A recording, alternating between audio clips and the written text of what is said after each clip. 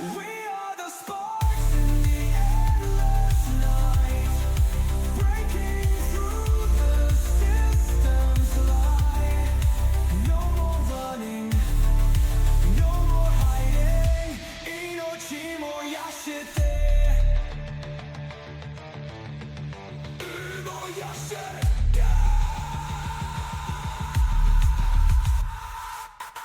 Zero and one, the world erased. Ghosts of steel, echoes of fate. We fight, we burn, we fade. Or will we rise again? We are the sparks in the endless night. No more running, no more hiding. The world is ending, but we're still fighting. Emo,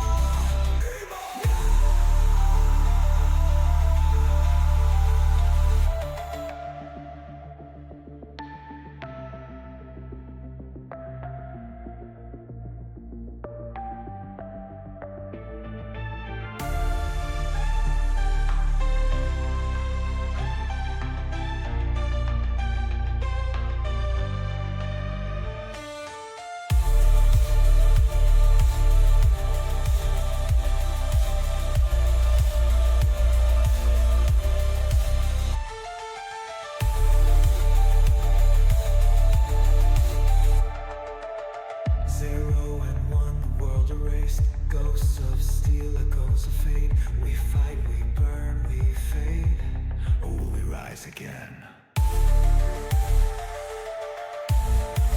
We are the sparks in the endless night. No more running, no more hiding. The world is ending, but we're still fighting.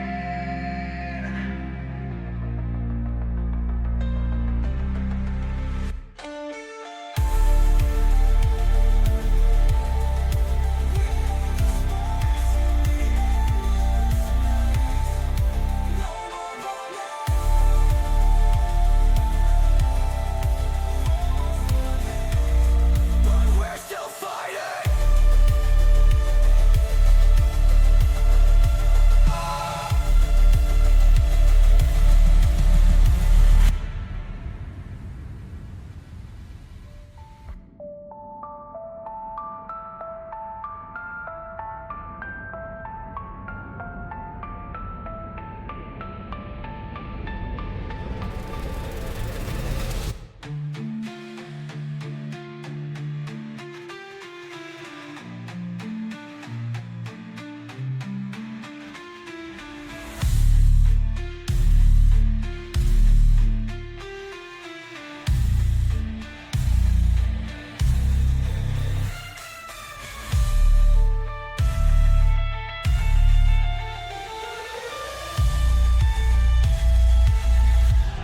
But we're still fighting.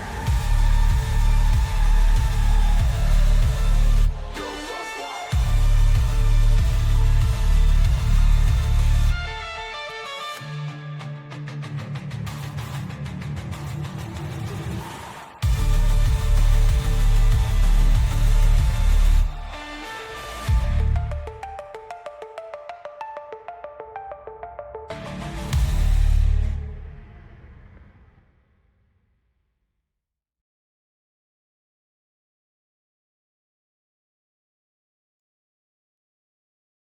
All right, all right, all right.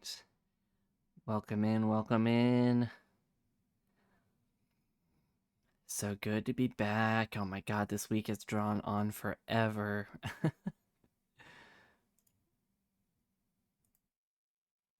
All right, turn that back on. There you go. Make it see through. Don't want to cover up too much of the screen. I could have swore I made that a separate thing, but I guess not. It's fine. All right, all right. Where were we? Where were we? All right, let's see. So I guess. Okay, so let's start it. Let's start at the beginning. Okay, so the last stream. Okay, we entered the mall. which is a location that supposedly is the last known location of Rhaegor, is who we're searching for. Okay. And we made our way through. We had to fight some security drones because we were not careful, and we just kind of forced our way through. Uh, we saw the security cameras and stuff, and we said, "Nah, we should be fine, right? We'll make it right through, no problem." We didn't make it through, no problem. We had issues, so we had to fight some. We had to fight some security drones. We came out relatively unscathed. Clipsy has some minor damage. Combat Drone 3 has a little bit more damage, but still not a lot of damage, so Combat Drone's doing okay. We got some cool new stuff. A medical grade biofoam injector, which is pretty cool. A tactical cloak module, that's awesome. 10 seconds of like cloaking. that's awesome. That's really cool. All right, and we made our way into the mall further in, and we have reached a security room, the main security room that controls a lot of the security stuff. And Molex went ahead and hacked the system, so now we have control over a lot of the security systems, or we basically have control of the whole facility at this point. Maybe not the whole facility, because there is some stuff going down right now, and it is, let's see here, where was it? Yeah, we were going, I think we went through, yeah, Molex investigated the energy signature that we're reading. There's some kind of weird biomass, some kind of energy that's and this weird substance that's growing around the facility that we don't know what it's for. But yeah, we're gonna find that out today. We learned of Subject Epsilon, the Rift stabilizer, which I could have swore maybe the Rift engine was here, but it seems like it's just a Rift stabilizer. And Subject Epsilon might be an Echo, someone who is, well, I guess not an Echo, because they're still a test subject that seems to be still working with Project Rift on trying to get control of this rift. And it seems like it's working. But this facility definitely knows we're here, so we're in deep waters right now. Yeah, something's moving in the walls. All right, here you go. Let me put on my my soft background music. I said soft background music. Thank you. Let me know if that's too loud. I can always turn it down. But okay, so yeah, I think we're definitely gonna head to the Rift stabilizer because we need to stop whatever's happening. I don't want to attempt to shut it down from here because I think there's less of a chance of that actually working. If we just go and deal with it ourselves, sure, we might get into a fight, but it might be a fight worth fighting. So I think it's well worth it to immediately head towards the stabilizer. It seems like, according to lore and the stuff that's been happening, Subject Epsilon is probably just some person that got caught up in Project Rift and is experimenting on them to stabilize the rift for their own gain, and they're doing it right now. So, well, it says a subject was once stored here, referred to as Epsilon. But they don't know what happened. But seeing as the stabilizer is activating, I think I have a good idea of what happened to him. So yeah, we're gonna head to the Rift stabilizer. We since we hacked the system, we have maps and all the security information for the building. So we basically know where we're going at this point. So we're gonna head straight there.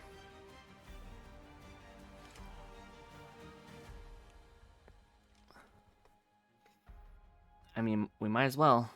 Something's starting up and it doesn't sound good. So I think it's well worth it.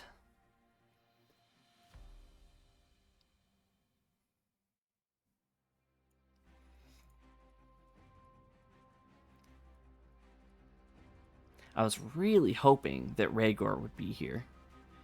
I mean, he's there is still a chance that he might be here, but he very well might not be. Somebody could just be turning on this stabilizer like remotely. We don't know how this Rift stabilizer works, so it could be working by any means, and we're just not sure. We do know here, it says that the power source wasn't designed for weapons, so we know this isn't a weapon. But they still are trying to stabilize and manipulate the rift, or I don't know. It says rift anomalies, but I think more than likely they're just trying to control the rift itself to some degree, at least. At least that is the most understanding I have. We don't have a lot of information right now, especially about Subject Epsilon. That we have nothing. We have like no information on that. Yeah, I didn't even know there was Rift stabilizers, but we do now. I guess that's important to know. But I want to find the Rift engine. Right? Is that what we're looking for? Yeah. Use the Rift engine to attempt the synchronization trials. Yeah. So yeah, there's definitely a Rift engine. We just need to find it, and I really don't know where that is.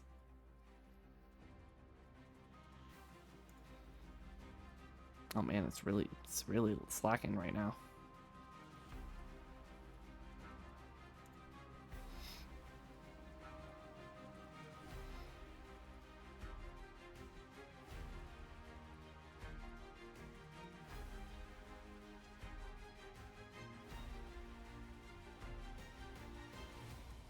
Hello? Are you going, buddy? I heard you wanted to create some text for me, right?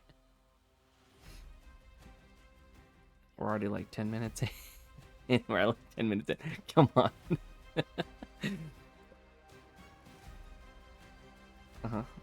Maybe I should stop it and try it again. Very possible. Oh, don't. Is it frozen completely? Well, no, it's still doing something.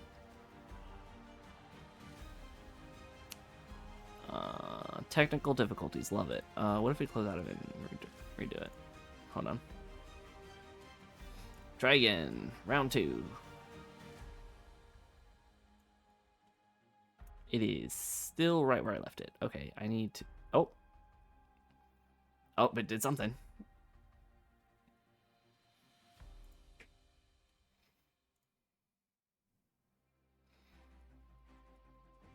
All right, the stream might buffer for a second, so give me a second.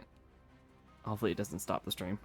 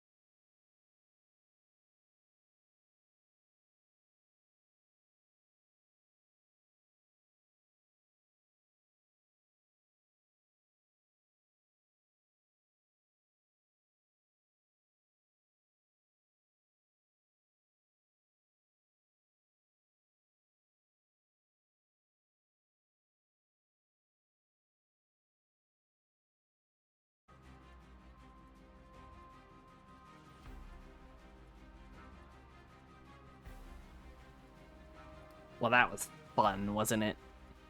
Great time. Lovely. Okay. Anyways, spoilers, don't read that.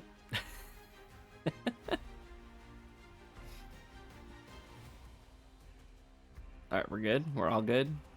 Yep, we're looking steady. I think we're okay. Alright. Alright, here we go. We're rushing to the rift stabilizer. Let's see. The team sprints through the facility, following Mollix's mapped route towards the rift stabilizer. The humming intensifies, now a deep, resonant thrumming that vibrates through the walls. The stabilizer is destabilizing. Well, it's not supposed to do that. I'm pretty sure the whole point of a stabilizer is to stabilize, not destabilize. But, you know, who am I to judge? Who am I? I mean, do what you gotta do, stabilizer. I don't know, man. The air grows thicker, and an eerie static distortion flickers along the corridor walls as they near the facility's core chamber. They are not alone. The doors hiss open, revealing a massive cylindrical structure at the center of the room. The Rift Core. Ooh, the Rift Core. We were looking for the Rift Engine, but are we looking for the Rift Core as well? The Rift Core pulses violently, arcs of unstable energy crackling through the air. Blackened veins stretch from the core, twisting like unnatural roots. The facility was designed to keep something contained, but now it's failing. Above the core, a containment pod hangs from the reinforced magnetic lock. It's cracked open. Not enough to release whatever's inside, but enough to show movement. Inside the pod, something shifts. A distorted humanoid shape, bathed in the rift's unnatural glow, pressing against the glass.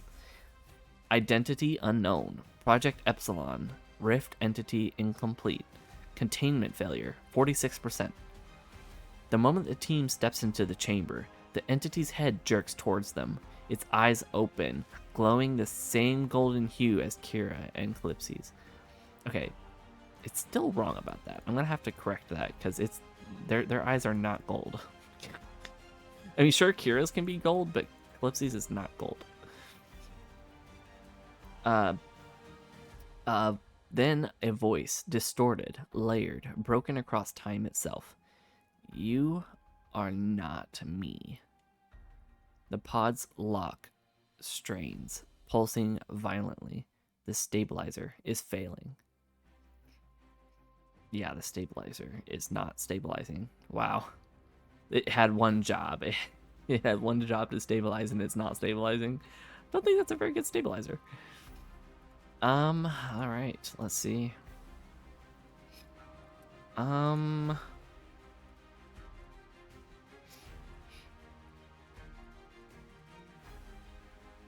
I mean, is it dangerous? Doesn't seem dangerous, but it also doesn't seem friendly either. Maybe I shouldn't take a just attack approach to this. It did speak, but we know that echoes can speak.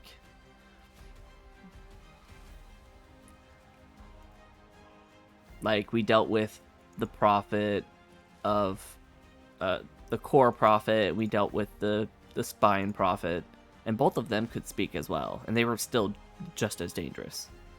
So just because it can speak doesn't mean anything. And the fact that it's being stabilized, I don't know.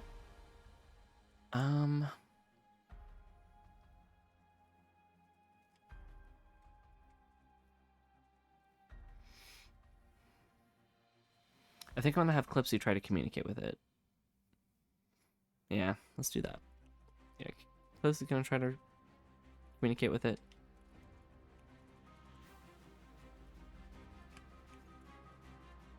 What did I say? Golden? Is it golden eyes?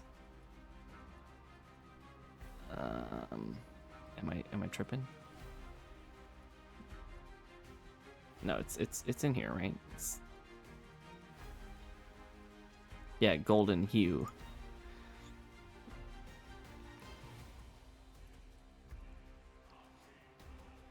What are her eyes color? I forget. Are they more like a purplish pink? Hold on. Let me check. I should know this. This is my character. Hold on. Sorry. Give me a second. I mean, they're technically blue. I'm just gonna say they're blue.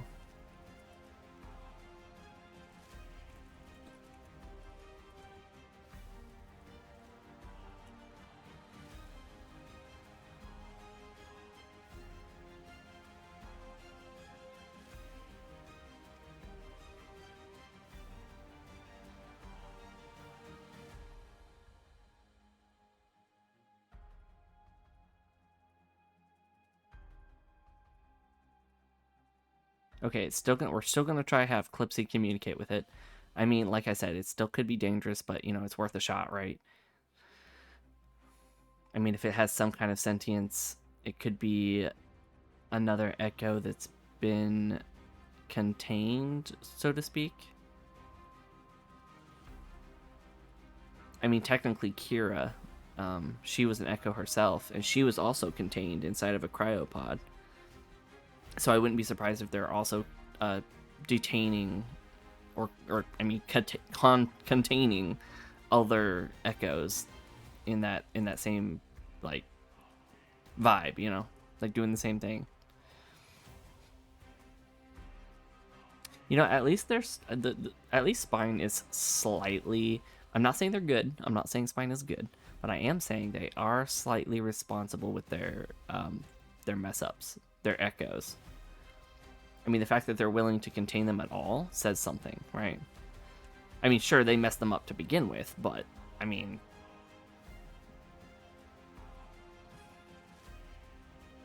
maybe it's just so that they cover their own. They cover themselves from maybe a leak, like somebody telling about it, or I mean, I don't know. Man, ChatGPT is not doing great today. It is struggling. Oh, here we go. No, don't read that. Spoilers. Alright, here we go. The room pulses with unstable rift energy. The containment pod flickering in and out of synchronization with reality itself. The entity inside stirs, its distorted, fragmented voice overlapping itself as it presses against the cracked glass. You are not me. Yeah, you already said that. Are you saying that again, or is that the first time you said it? Calypsy steps forward, gripping her energy blade but not activating it. Her blue eyes lock onto the figure, and for a moment, she ignores the chaos around her. It spoke. It recognized something about them. If it was part of the same experiments that led to her and Kira's existence, it might know something they don't. She takes a slow breath, then speaks, firm but controlled. Then who are you? The figure shudders, its form twisting and distorting. Its voice breaks apart, layering across multiple tones like it's speaking from different timelines. Oh man, if only I had some voice effects right now. Oh, that would be so cool. We were rift fractured, unfinished, forgotten. The containment pod's locks strain, small fissures of energy running across its structure. Calypsy narrows her eyes. You were part of the rift experiments, like Kira, like... She hesitates before adding, me? The figure shudders violently, its energy pulsing erratically. You are different. You are not complete. You have... The stabilizer surges violently, a pulse of rift energy shaking the room. The entity jerks back, its form glitching, breaking apart before it can finish. Something inside it is collapsing. Warning, stabilizer failure at 58%. Malix grimaces, scanning the system. That thing is barely holding together. If it fully destabilizes, we have no idea what it's going to do. Should we turn this? Should we try to fix the stabilizer? Oh man. I mean, it's talking to us. I mean, it seems less dangerous than the other things that we fought so far.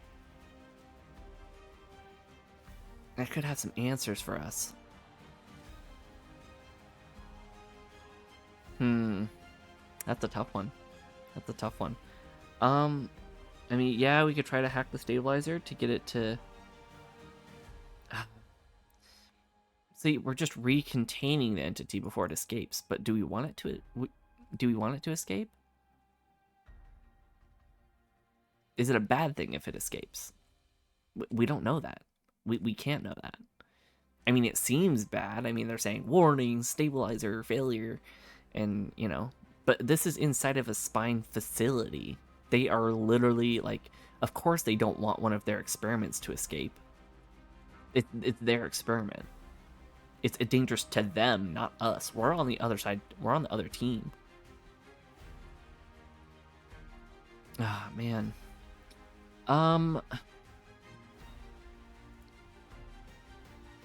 Maybe I could have Calypso try to explain, like, that we're on its side. And that we're against Spine's experiments. I mean, they could definitely work. Yeah, I mean, we can give it a shot. Calypso, how do I say this?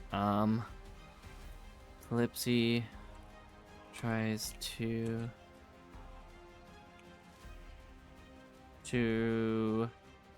inform the entity that we are on their side, I guess. We're on their side. We don't like Spine and their experiment either, right?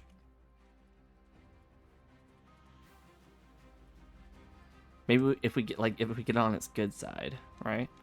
Maybe it won't attack us right away.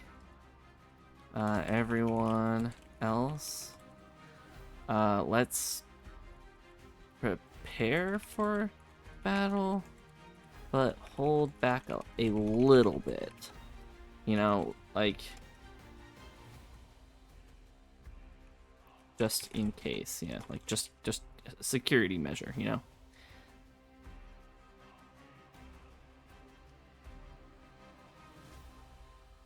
Oh man, that means we're gonna let it out. I don't like this. I don't like this at all. It's so hard to make a decision because we don't know what this thing is. Imagine if this is Echo Prime and we just don't know it yet.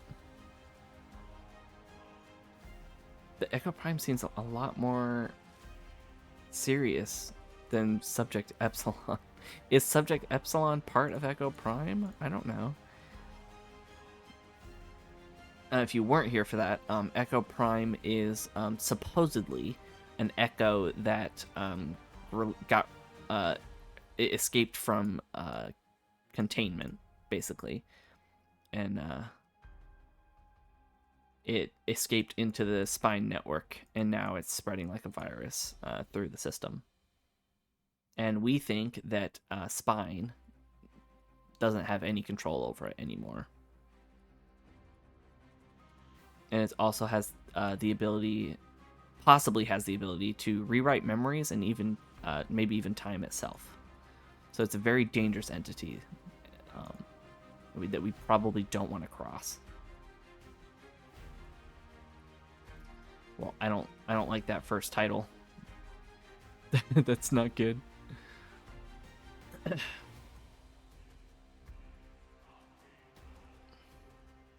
So yeah, ChatGPT is going to be rolling for us in the background. Or maybe in the foreground. I don't know. But, yeah. I think we just made a mistake, though. I don't know if we should trust this entity at all. I mean, it's saying that we're not complete. And what, is it going to try to complete us now? That doesn't sound... Oh, no. Okay. Calypsy takes a step forward, keeping her blade lowered but ready. Her voice remains steady, controlled, but urgent. Listen, we're not your enemy. We don't work for Spine, and you're sure as hell not here to put... We're sure... and we're sure as hell not here to put you back in a cage. We hate what they've done just as much as you do. The entity shudders, its glowing, fractured form pulsing violently. For a brief moment, it seems to hesitate. But then the stabilizer pulses, sending a surge of rift energy through the chamber. The containment pod shakes violently, cracks forming along its surface as the entity lets out a distorted, broken roar. You are wrong. You are their tool. You are their mistake. The rift energy surges outward, distorting time and space around them. Calypsy stumbles back as the stabilizer reaches containment failure, 82%. Malix curses under his breath. Damn it, it's not listening. We need to act now.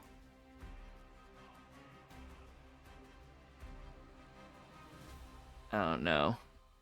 Well, at least we prepared, I guess. Right?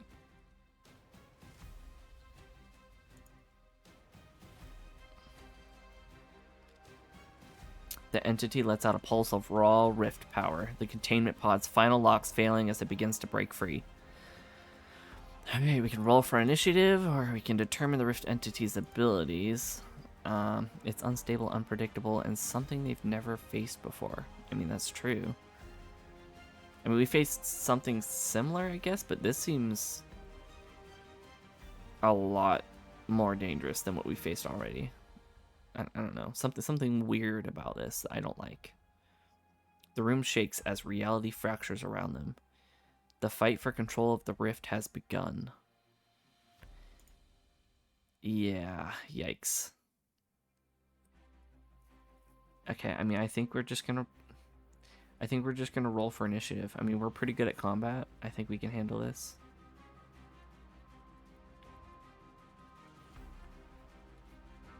Yeah, okay.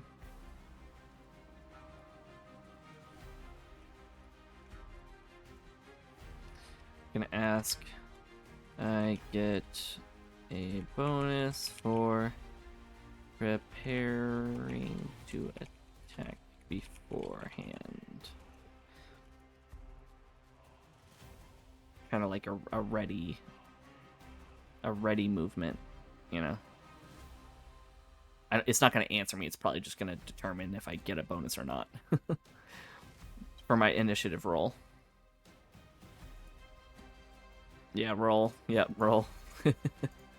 Yeah, rolling is probably the best move. I mean, if I delay any further, I mean, bad stuff's gonna happen. It's not good.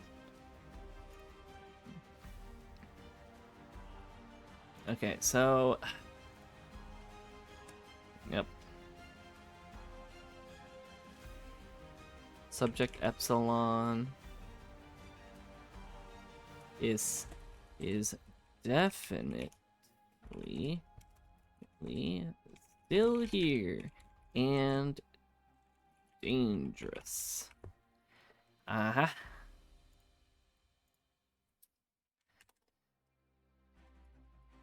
Yeah, I should have seen that one coming. Listen. I tried to reason. Okay, I did. I was like, listen, we're not on their side. We want to help you. But no, I think we should have tried to have fixed the stabilizer. Maybe not to fully contain it, but just to stop it from fracturing.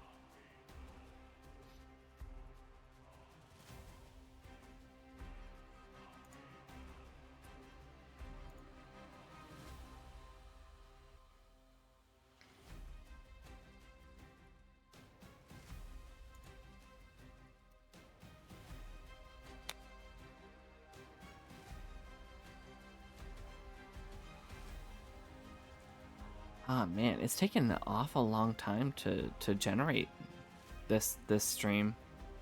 It's very interesting. I mean, I did switch internet. Which internet I was connected to? I don't think that has a. I think I mean I connected to what I think is a more powerful one, so I thought it would help. All right, here we go. Wow, Kira at the top. I mean, I guess she must get a better initiative roll than most. So yeah, let's see, how do I do this?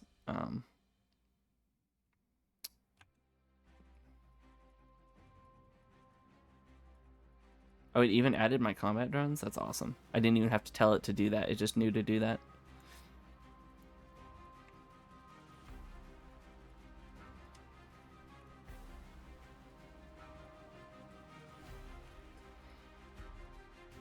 Oh, you know what? Here. I have a better idea. Hold on.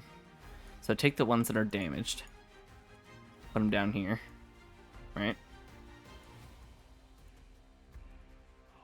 That's important, right? And then we can do one rift entity. Interesting. And then Molex goes here. Combat drone 3. Calypsy. Uh-oh, we don't... Wait, how do we not have enough numbers? Am I tripping?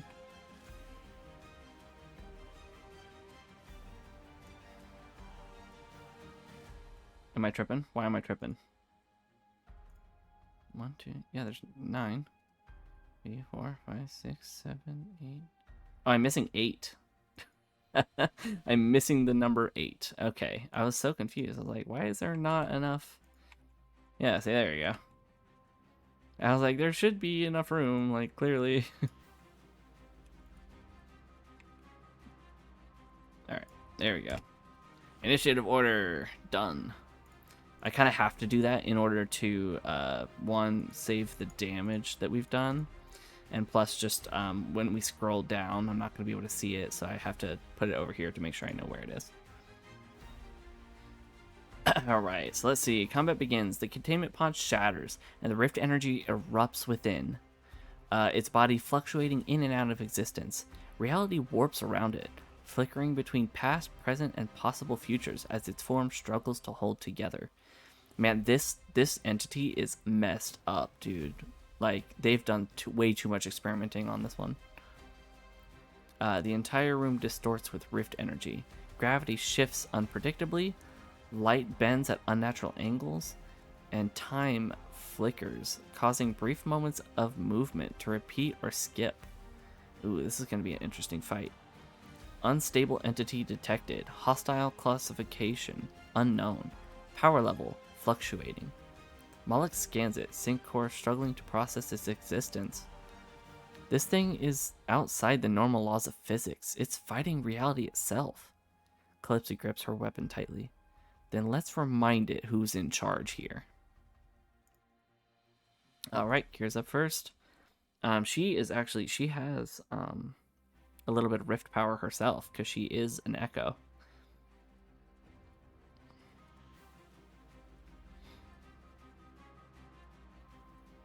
But she could definitely try to stay hidden and observe for a weak point. I mean, she does have that cloak, right? Let me make sure she does have the cloak. Yeah, she has the tactical cloaking module, and it's equipped, so she could definitely do that.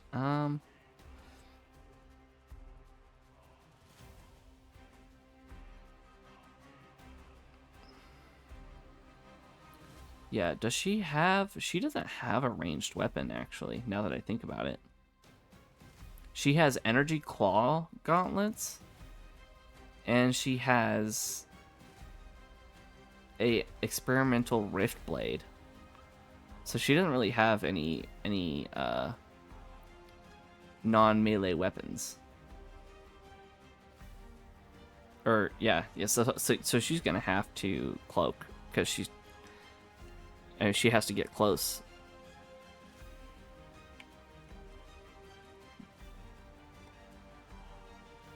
It's the only shot she really has, honestly. I mean, she's gonna get hurt otherwise, probably.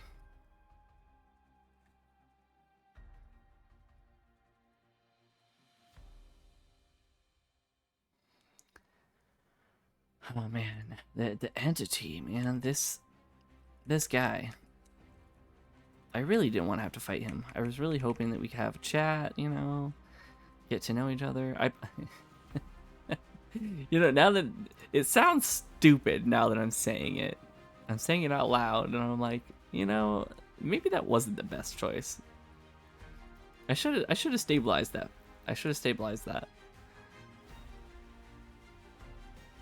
But it's nothing I can do now. I guess we just have to fight.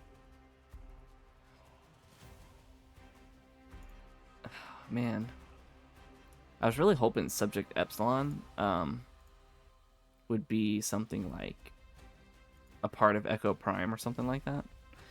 But it maybe it doesn't even remember Echo Prime. It's very possible that ChatGPT doesn't remember Echo Prime at all. Alright, Kira taps the cloaking module on her belt, and in an instant she vanishes. Her form blurs into nothingness, blending seamlessly into the fractured, shifting environment of the rift chamber. Oh yeah, because just time and stuff is messing up in the chamber itself as well, so she's having to deal with that, as well as her own rift abilities are probably struggling. The entity doesn't react. It has completely lost track of her. She's fully undetectable for her next turn. She can use the advantage to attack with complete surprise or gather intel. She's definitely going to attack with surprise on the next turn, because that's probably her best move. I mean, she does have melee weapons, so... I mean, she needs to get up close anyways. Alright, Rosia's up next.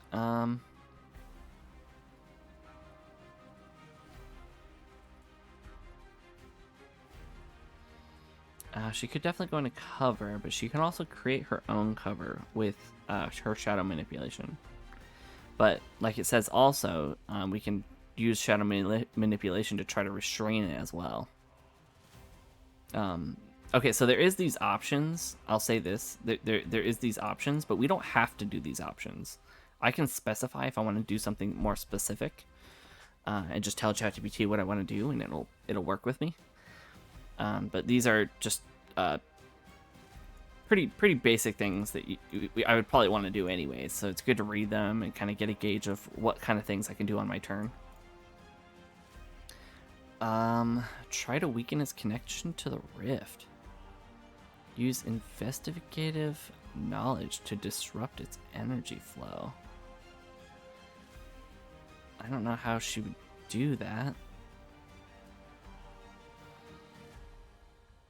I'm gonna see if she can create cover with her shadow manipulation for her and the rest of the team.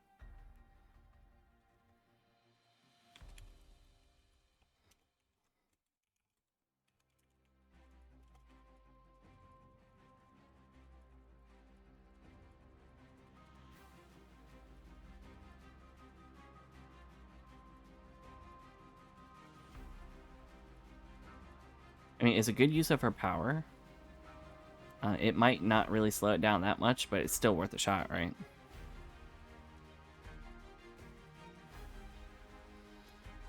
I mean, at least we'll have some kind of protection. I don't know. I mean, it feels like we're just in a big open room right now, and I don't think there's a lot of actual cover that we can get behind. So I'm just going to assume that she can just create cover. But yeah, her shadow manipulation, it allows to create like actual physical structures. I mean, she can stand on it, she can use it as a shield, other stuff like that. It's basically like a dark mass.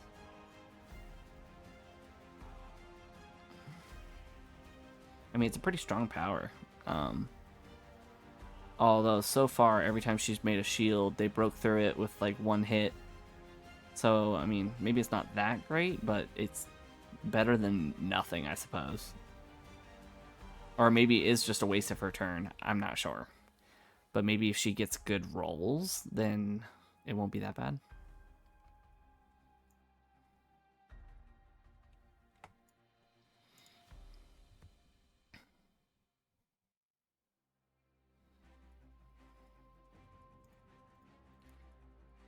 And yeah, and how I've been running combat drones turns, if they are not given a command, I let ChatGPT run their turn for me because it's like their AI kind of determining what to do. Mollix and Calypso are the only one that can give commands to the drones, and they can only do it on their turn. Oh my gosh, she rolled a nat 20.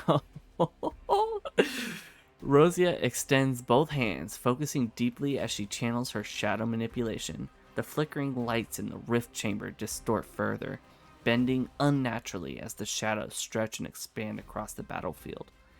In an instant, thick, shifting walls of darkness rise up, wrapping around the team like a living fortress. The entire team is now obscured from the entity's vision. They gain full cover from ranged attacks and unpredictable rift energy pulses. The shadows shift with their movements, meaning they can attack without fully revealing their positions. Ooh, that's kind of cool. Okay, I mean that makes sense. They can travel through it. It's just a shadow, especially if Rosie lets them. I mean, she can just open up a little section and yeah. The rift entity hesitates, its form flickering as if trying to process the sudden darkness covering the battlefield. Mollix nods in approval. That's some damn good cover. Rosia smirks, keeping her hands up to maintain the shadows. Let's see how it fights when it can't even see us.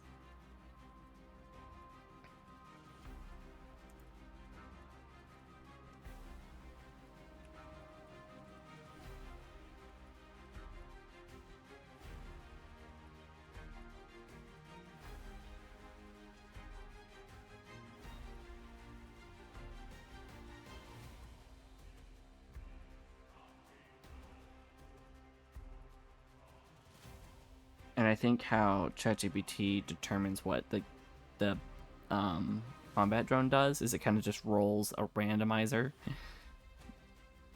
and it determines like, do I target? Do I attack? Do I try to get cover? And depending on what it rolls is what the drone does, which I think is pretty cool. Gives it a little bit of randomness of what the combat drone might actually do. Apparently what we learned last episode is that combat drones can give a bonus to attack rolls if you have it target or give targeting information to the team through their displays, like over the network or something like that. So that's pretty cool. I didn't even know it could do that, but yeah, apparently it can. That was just like a random thing that it did last stream that I was like, oh, that's really cool. I didn't even know you could do that. I mean, these combat drones, I guess I don't know too much about them. I guess I should like maybe look into it a little bit more, but I don't know.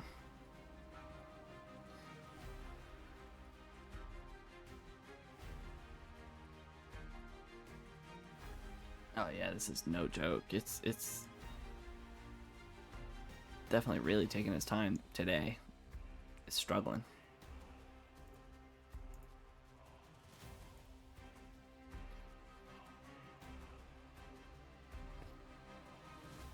I have an idea. Hold on. Oh, don't break the stream, please.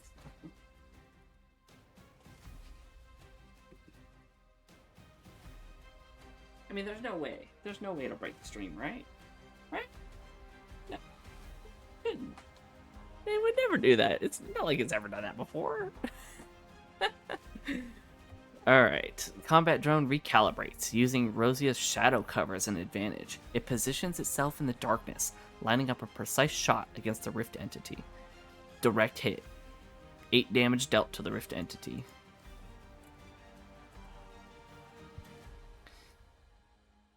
The energy blast streaks through the shifting void, colliding with the entity's unstable form.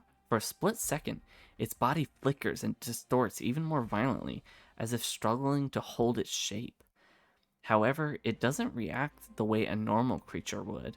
Instead of reeling from the hit, it absorbs part of the energy, its glowing veins pulsing brighter. Mullox frowns, scanning the data feed.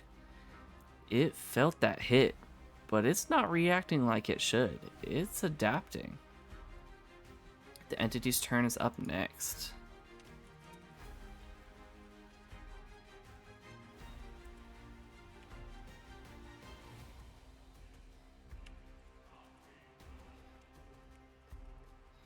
And obviously, the dungeon master controls the enemy forces, so let it determine what the entity does on its turn.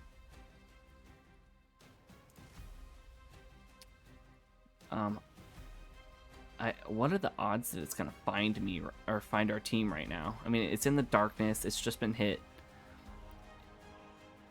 It's got to really look for us right now.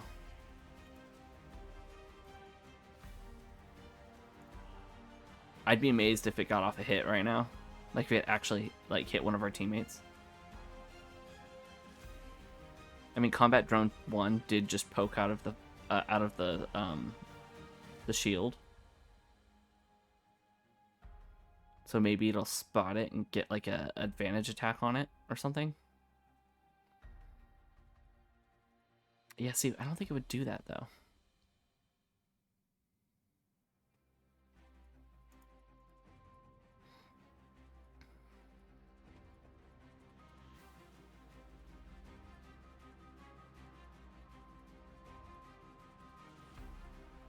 Okay, and just as I suspected, doing what I did not help the internet at all. I thought it might, but you know, it didn't drop the stream, so that's good, at least. It's mostly fine.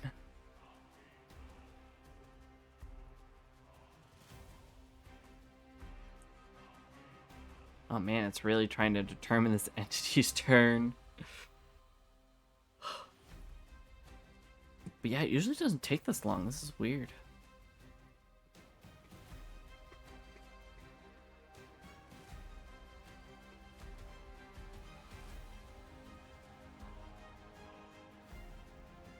Well, it looks like it's gonna attempt an attack.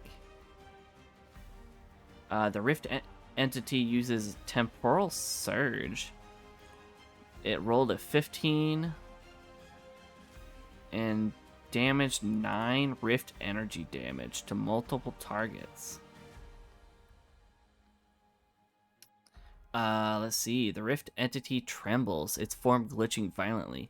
Echoes of itself flicker across the room. Its movements become erratic, impossible to track in real time.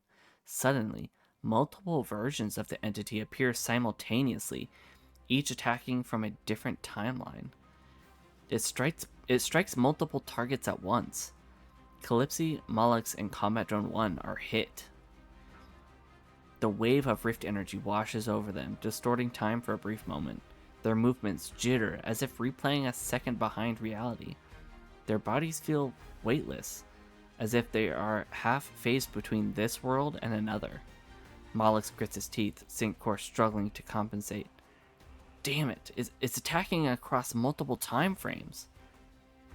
Calypsy stumbles, feeling like she's both moving forward and standing still. What the hell was that? The combat drone sparks, systems barely holding together from the temporal interference. The Rift entity stabilizes briefly, but its form is still fluctuating, unable to fully lock into one reality. Yeah, this isn't looking good for us. Alright, who took damage? Calypsy. Calypsy took damage, so, what was that, 9 damage? So 13 total. Mollux is at 9 damage.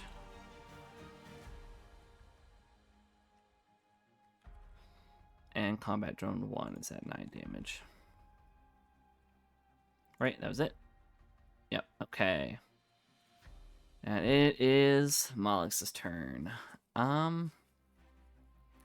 Oh man, the stabilizer. I didn't even think about that. Oh yeah, he's gonna try to hack the stabilizer. We need to get this room under control, otherwise the entity is just gonna destroy us.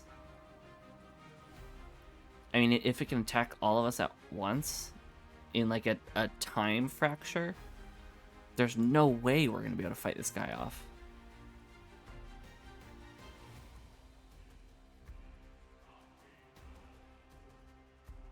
Yeah, he's got to do it. There's nothing else he can do. I mean, we could try shooting it somewhere, but shooting it didn't even seem to do a whole lot. It seemed like it just tickled it. It just tickled it a little bit. So I don't think that's very helpful.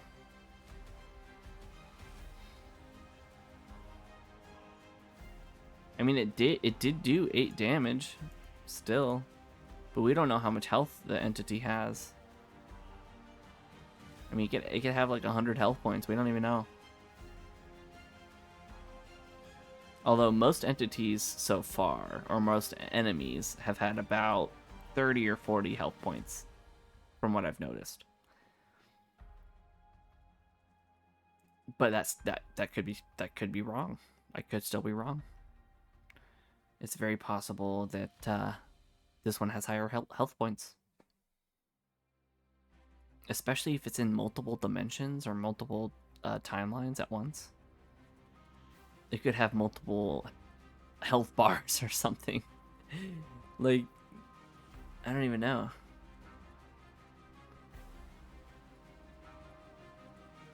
Come on. I just need a good roll. I need a really good roll on this hack. Because if I don't get a good roll, then the room's not going to be stabilized. And we're going to have to wait an entire turn to get him to roll again. Like an entire round. Which means the entity is going to be able to attack again.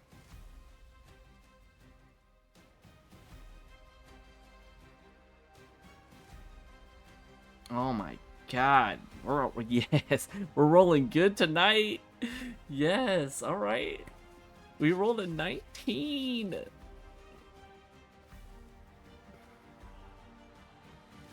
And I guess it determined that we got a bonus, so that's cool. I mean, I think he naturally gets a bonus for hacking attempts, just because of his class.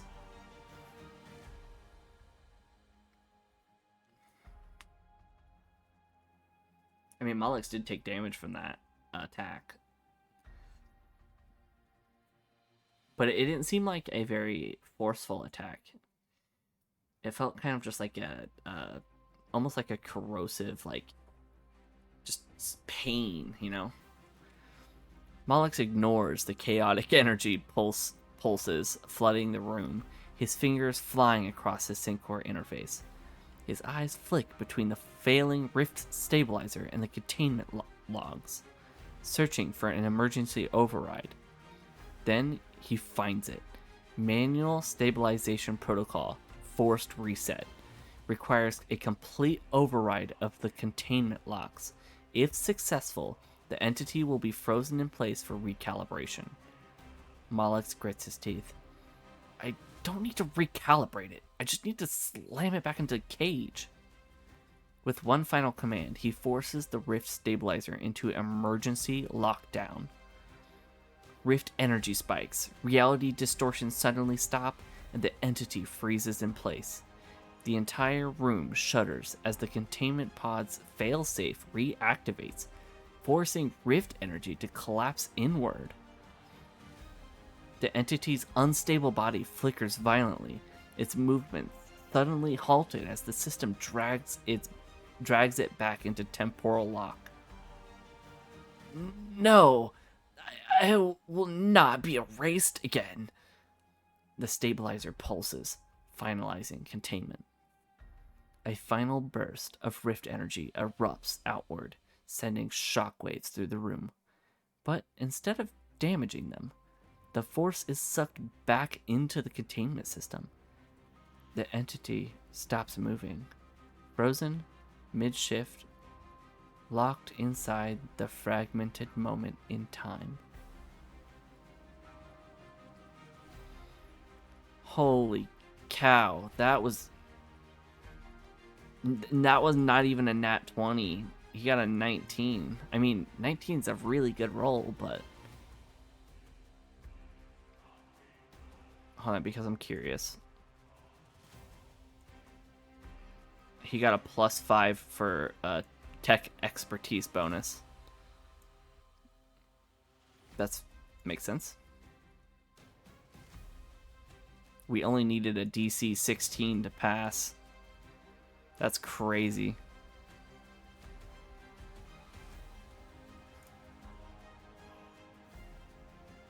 Okay. Combat over. The rift entity contained. The room settles, the unnatural weight in the air lifting slightly. The rift stabilizer systems flicker erratically but remain functional. Malix exhales sharply, pulling his hands away from the terminal. It's locked in, for now. Calypsy tightens her grip on her weapon. For how long?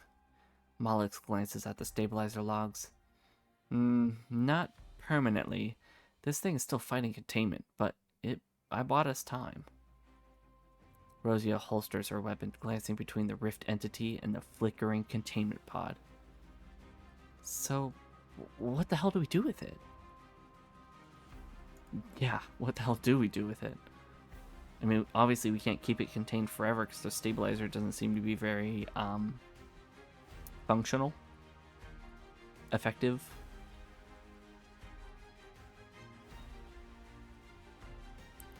Attempt to fully shut down the rift stabilizer. I don't think this creature is entirely bad. I mean, sure, it attacked us, but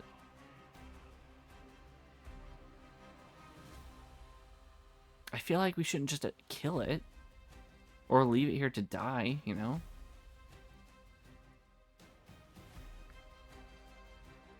Okay, we have the option to extract data from the containment system, and you know what? I actually think that is a really good move. I want to find out what they're actually doing here. Because this is the first time, besides Kira, that we've dealt with major time disruption. And especially entire room distortion like we just dealt with. This is the first time. So it's a very new experience for us. So yeah, I think we're going to extract the data. The entity remains locked in time. Its distorted, half-formed body still twitching inside the containment pod. They have control now, but for how long? Long enough, probably, to extract the data. I mean, hopefully long enough to extract the data. I mean, if it only locked it in there for one prompt, I think one prompt is like maybe like I don't know how long a turn is in D&D normally. Is it like a minute? Like a combat turn? Hold on. D&D combat turn time. 6 seconds. Wow, really? 6 seconds? I mean, I guess in the heat of battle, 6 seconds is a long time.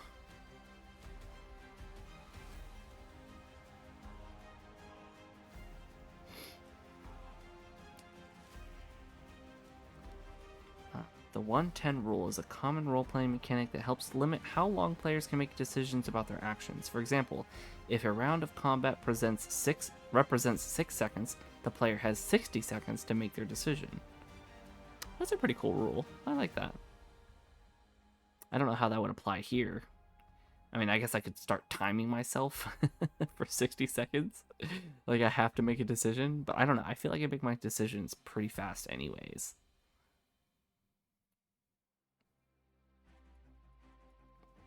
Somebody says one turn of combat often takes 20 plus minutes. Oh, because it you have to they have to determine what they're trying to do. But if you give a 10-second time limit, like you have to figure out what you're doing in 10 seconds. Or sorry, 60 seconds. Oh, by the 110 rule, they mean how long the combat is represented for. So if it's represented 5-second intervals, then it would be 50 seconds to make a decision. And yeah. So you just multiply it by 10, however long the combat is. I mean, that's pretty cool. I think that's pretty cool. I don't know too much about actual D&D mechanics. I probably should know that. I mean, I'm running a D&D campaign, but I'm relying more on ChatGPT to know more of the ins and outs of, you know. Dang, he really rolled another natural 19. We're getting some amazing rolls right now. That's crazy.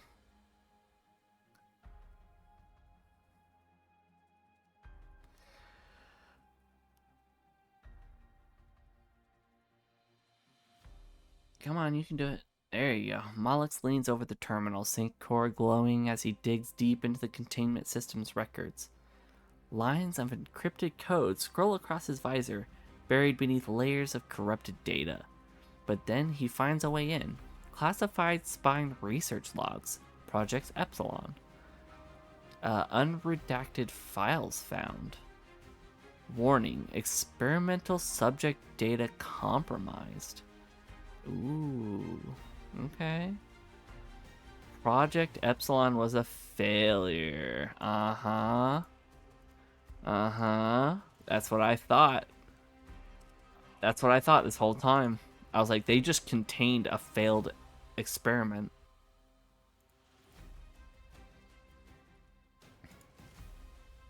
Epsilon was the first Rift-enhanced being ever created. Unlike Kira or Calypsi, it was not built to stabilize or function in the real world. It was an attempt to merge a living consciousness with the Rift itself. The result? A fragmented entity unable to exist fully in either reality. Project terminated. Entity deemed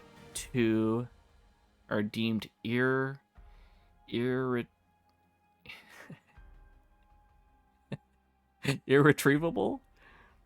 Irretrievable. That's a weird way to say it.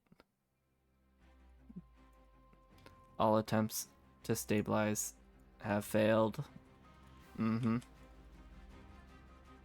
Subject lost to the rift instability.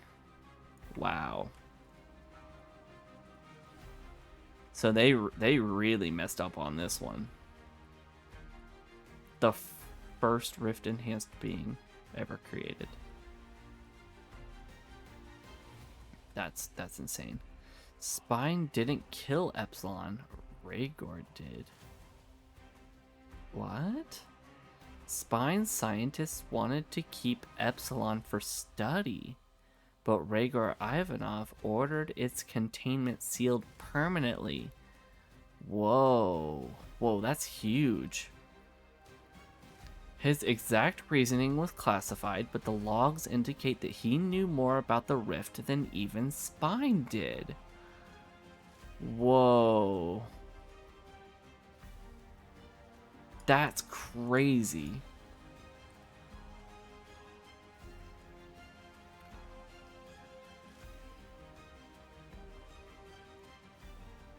What does Rhaegor know that Spine doesn't? Command override. R. Ivanov.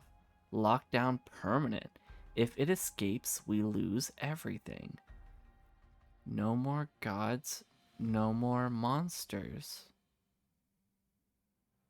What does that mean? What? What the hell? Okay. Rhaegor Ivanov. We know that he overrided Subject Epsilon, or maybe Project Epsilon at this point.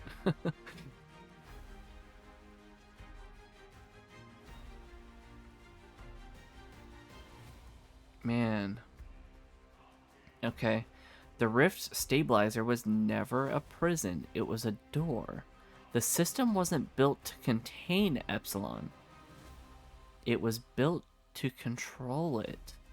Spine and Rhaegar weren't just afraid of it, they wanted to use it, of course. Of course. Spine and their tactics wanting to abuse anything that they can to gain power for themselves. That's typical Spine behavior. It's fucking sick. Ugh. The they wrecked this guy. They absolutely destroyed him. This is actually making me mad. Like, Spine's not even real, and I'm getting pissed over this. God damn. Okay. The stabilizer was meant to synchronize rift anomalies with real-world physics. Which, yeah, obviously that's why when we fixed the stabilizer, it fixed the anomaly. If fully activated, it could allow whoever controlled it to manipulate rift energy freely. Whoa.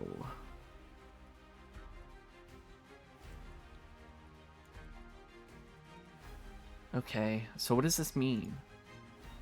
What does this mean?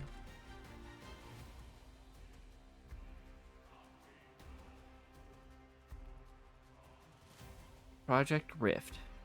We're back to Project Rift. Project Rift again. The interdimensional interface technology. That's what this has all been about. Project Rift, everything. Final stage canceled. So Subject Epsilon was the final stage in Project Rift, and it failed. System unstable. Stabilization protocol terminated. The door will not hold forever. Malix blinks at the screen, Syncor flickering. He exhales sharply. They didn't just build this place to trap Epsilon. They built it to use it. And Rhaegar shut it down. Calypsy grips her weapon tighter. Rhaegar was afraid of it? That's a first. Rosia's fingers twitched slightly. He knew more than he told anyone. Eudora exhales, looking at the frozen entity. So, the real question is, if we leave, how long does that door hold? Kira folds her arms, golden eyes narrowing. And do we want it to open? No, Kira, I don't think we want it to open. That's going to let the entity out again. And I can only imagine how much damage it's going to do. Right? Is that what I'm understanding here?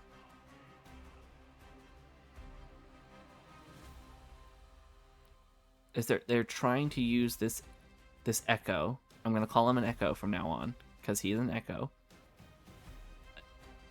Which what we determined that echoes are failed experiments, basically. This echo was being used to what were they trying to use it for? I'm not understanding this. It's fully activated. Whoever controlled manipulate. Okay, so they're trying to manipulate rift energy? Is that what I'm getting? I think so. I think they're trying to. I mean, obviously, the whole Project Rift is about controlling the rift. Like, that's the whole point, right? Because controlling other dimensions. They're trying to stabilize the rift engine for immortality, adaptation, or cause hybridization.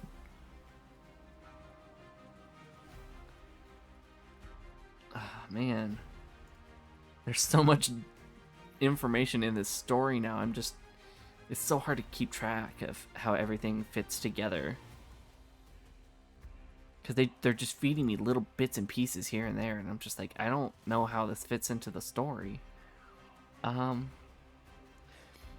the most interesting part is that Rhaegar Ivanov shut down the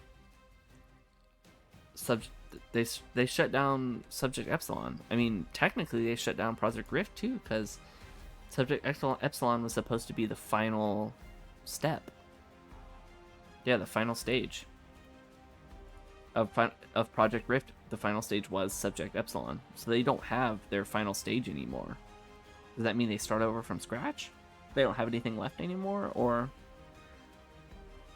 maybe they have other test subjects that they can use, but also this entity could get out.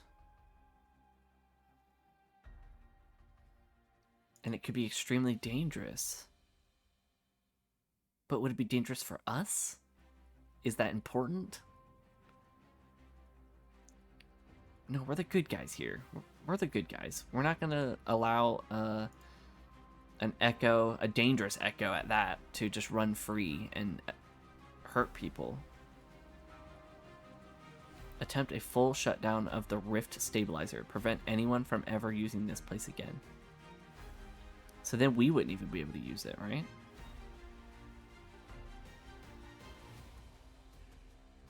We could try to learn more from Epsilon, but I feel like if we even try, it's not going to go well. We're just going to get into battle again. We tried reasoning it with it already, and it did not work.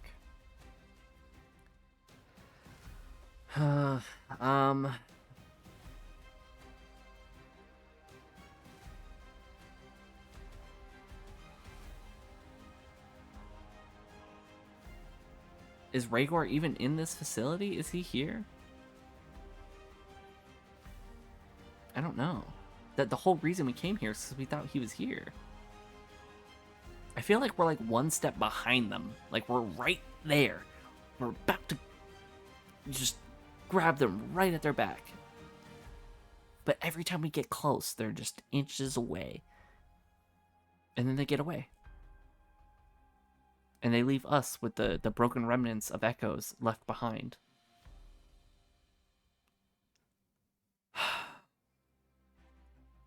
They are seriously making me mad. Like,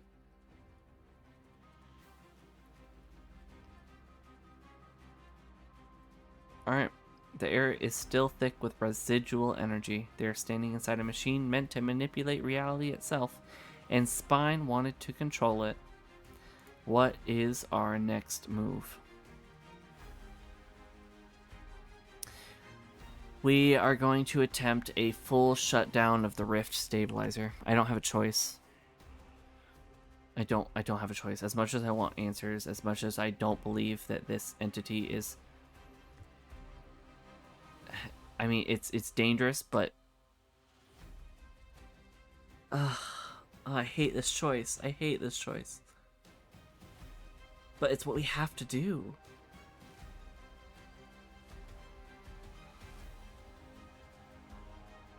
We have to, right? We can't let this entity go into the enemy hands. I mean, that would allow Project Rift to like,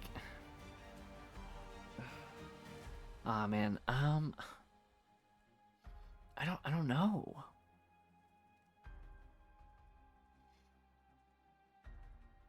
All I know is that I hate this choice. I hate this choice so much, but we can't do anything else.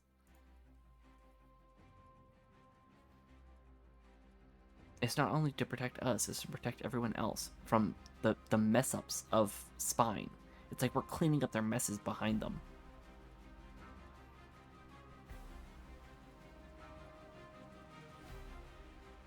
They barely stabilized it as it is. I don't even think they tried that hard.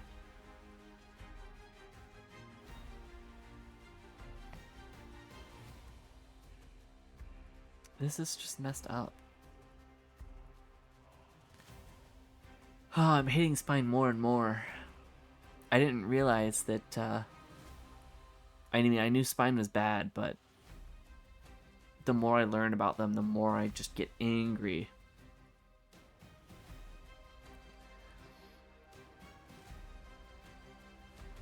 I never realized I'd feel this way about a fictional, fictional company, a fictional scientific program.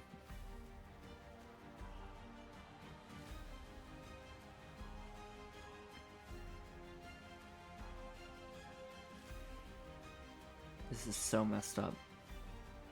Mollix takes a breath, hands steady as he locks into the containment system. Every warning flash, every unstable reading, every security override, he overrides them all.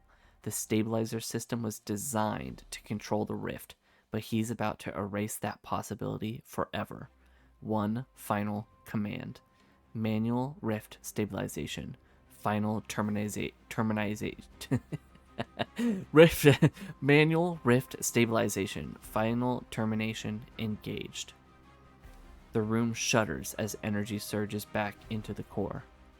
The entity inside the containment field flickers violently, its body shrieking with instability as the rift collapses inward. No, I will not be erased again. The rift slams shut. The stabilizer compresses down, sealing Epsilon permanently into a time-locked state. The glow fades. The chamber stills. Reality stabilizes. Rift stabilizer sealed. Permanent containment achieved. Mollix leans back, exhaling sharply. It's done.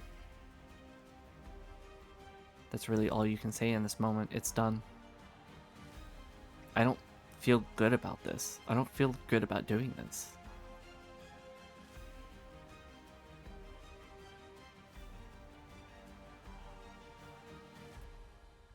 Even knowing that this entity is dangerous, he wasn't before they experimented on him.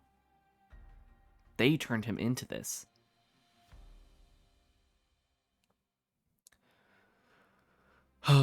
Okay.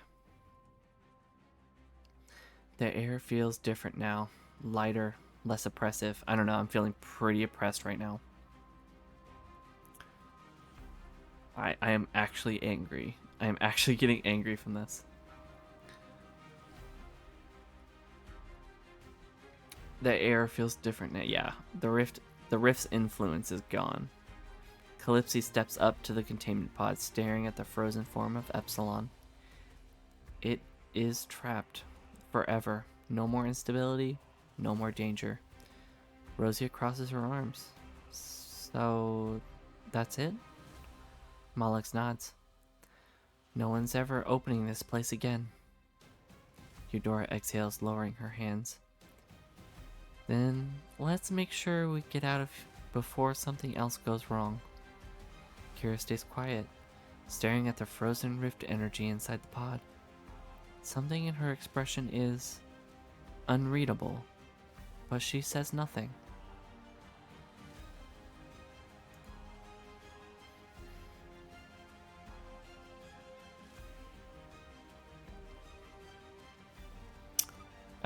I'm feeling like her right now. She doesn't know how to feel about this. I mean, she's an echo herself. She understands more than anything that she's just an experiment, the same as him.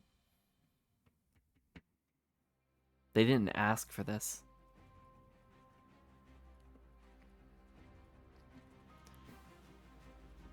Oh.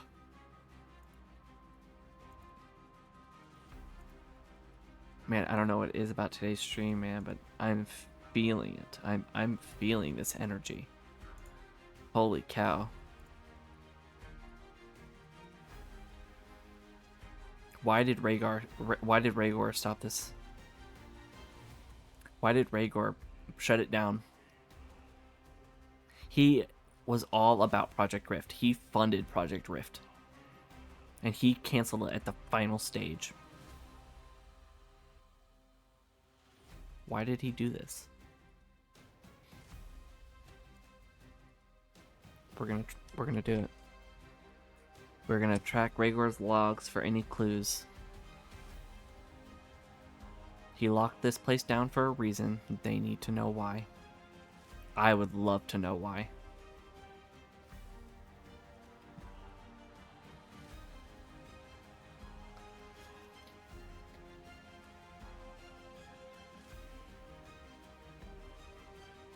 I need answers now. Like,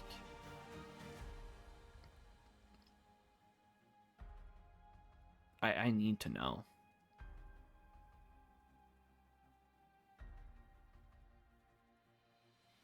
What possible...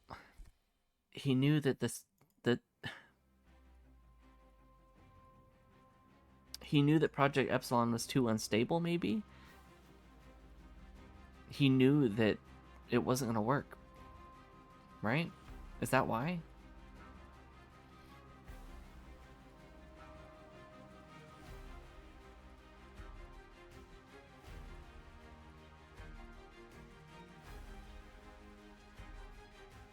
Rhaegar knew going in that they were attempting to use this entity. They experimented on this guy, and then we're gonna use him for their own purposes.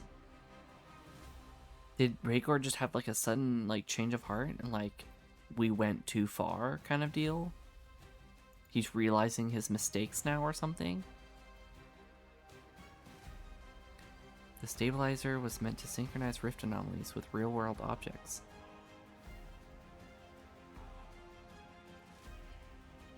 Yeah, because they're messing with time and space. They have to have something to anchor them to reality.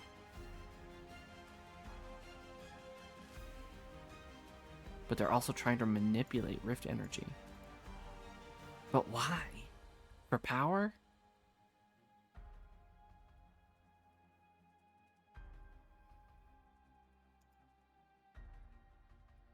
I mean, they want immortality, right? I feel like this is all about power, immortality. Maybe they think this is like grounds for the ultimate power.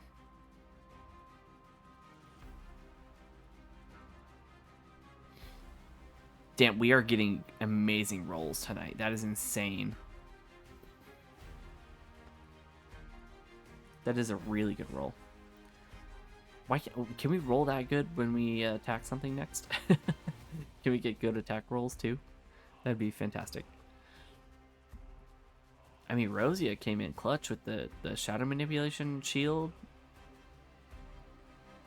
I'm sure the damage would have been a hell of a lot more if we hadn't have had that shield up. It probably would have attacked like a singular person instead of just everyone. Like, I think it did less damage spread out than it did if it would have just hit one person. So I think we saved ourselves a little bit there.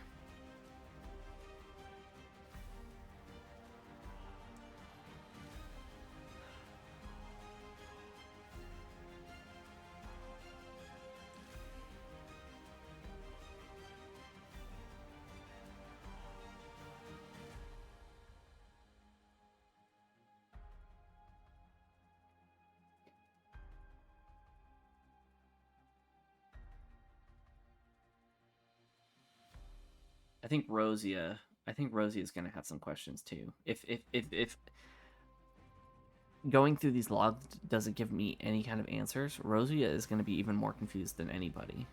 Her father is doing really confusing things, and no one understands what's going on.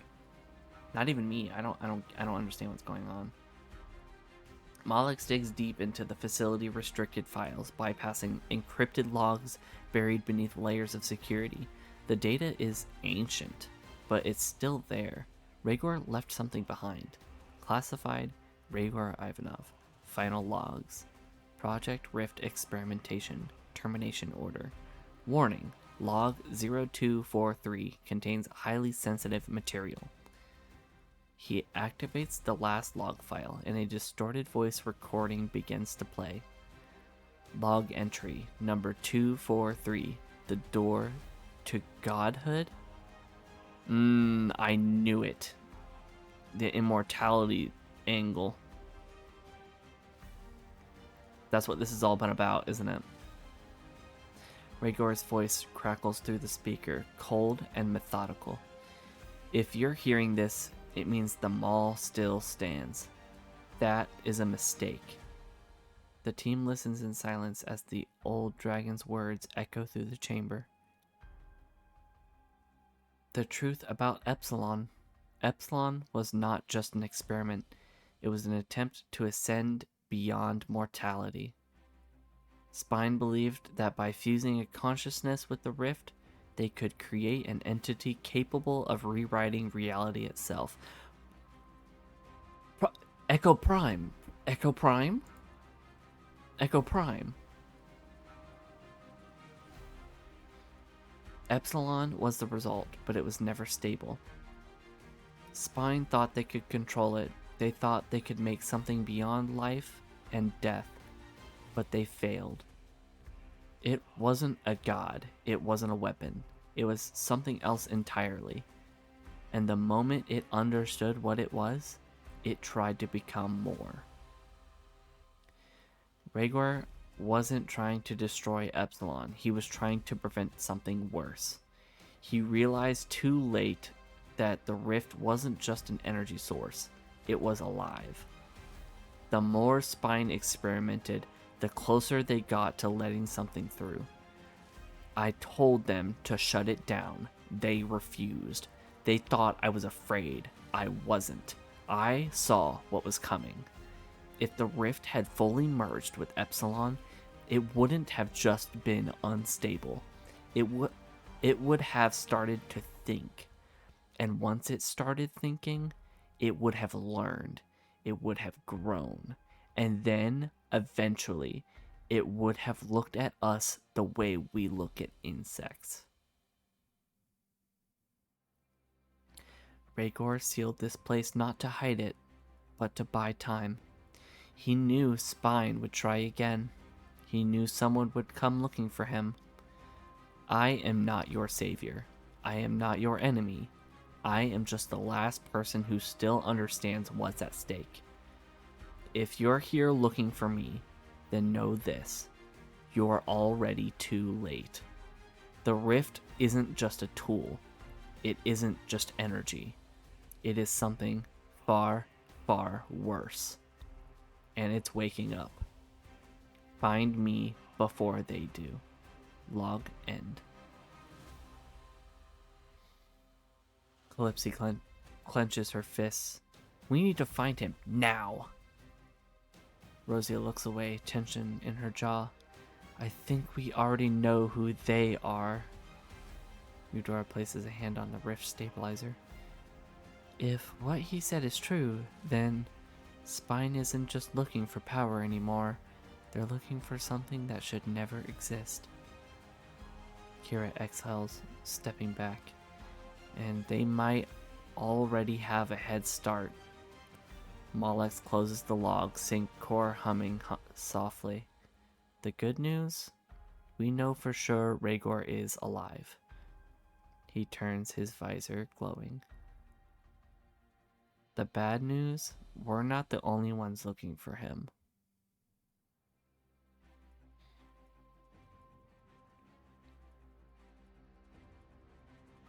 The truth is out. Rhaegor locked away something far worse than a weapon, and now Spine wants to wake it up.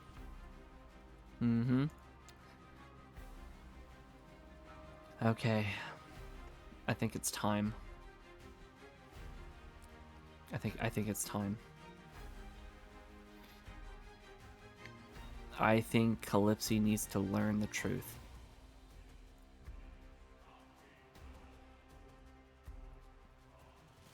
Everyone knows but Calypso that Rhaegor is Rosia's father. We were on a warpath. But now we realize that we're starting to get onto Rhaegor's side here. He may have funded Project Rift, but he's having a change of heart now. Does that make him the good guy now? No. He's still awful for what he's done.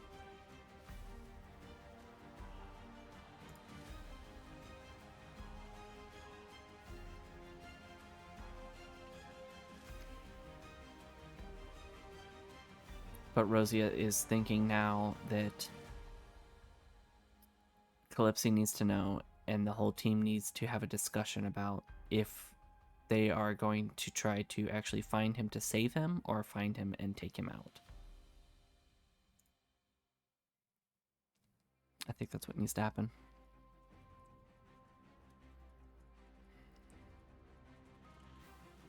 I'm going to take a short rest.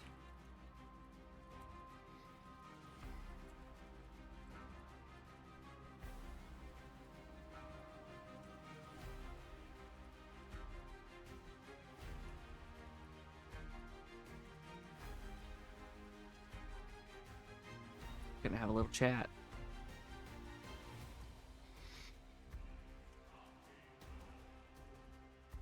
All right. How do I want to go about this?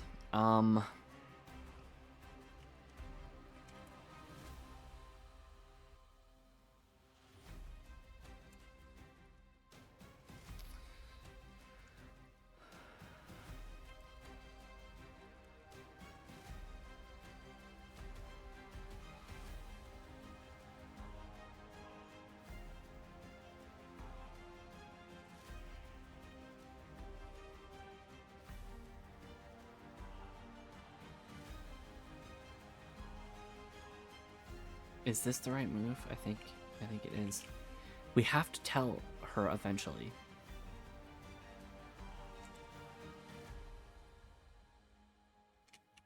And now it seems like the best time, where we're having a shift of view of him being the bad guy per se. And Calypso doesn't seem as mad anymore or on the warpath. So maybe she might take this news a little bit more easier.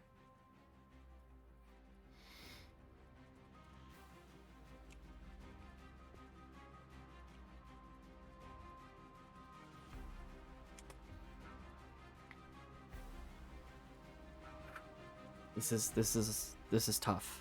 This is real tough. Basically the whole team knows, except for Calypso, that Rhaegor is Rosia's father. And this is going to be a really hard moment for Calypso to take. And I don't know how it's going to go. This is scary. This is scary. Calypso could react in any way. How do I think she would react? Maybe... Oh, man. She would definitely still be a little angry, but maybe a little bit understanding, too. The calm before the storm, a short rest, and a long overdue truth. That is a very beautiful title.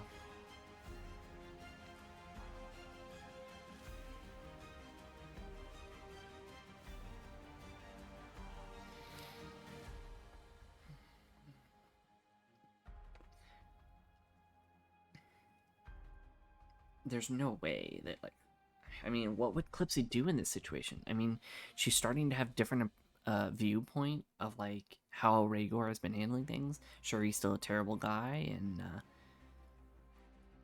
he probably did have a hand in her curse and turning her into a dragon, but I don't know. I don't know how she would handle it. Maybe ChatGPT will determine that for me. I mean, it knows my character now. It knows a lot about my character now. So maybe it'll kind of work around that a little bit.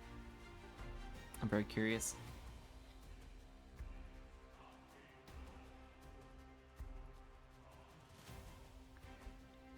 It could very well be taking longer because it has so much information that it has to process. Because the story is just so long at this point that it's like, how do I handle all of this information? Or it could just be loading slow today. I don't know. Maybe I just got unlucky.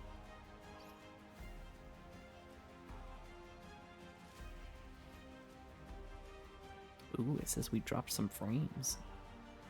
We dropped 472 frames. 0.1% of frames. Yeah, it's not a lot of frames, but I'll look out for it.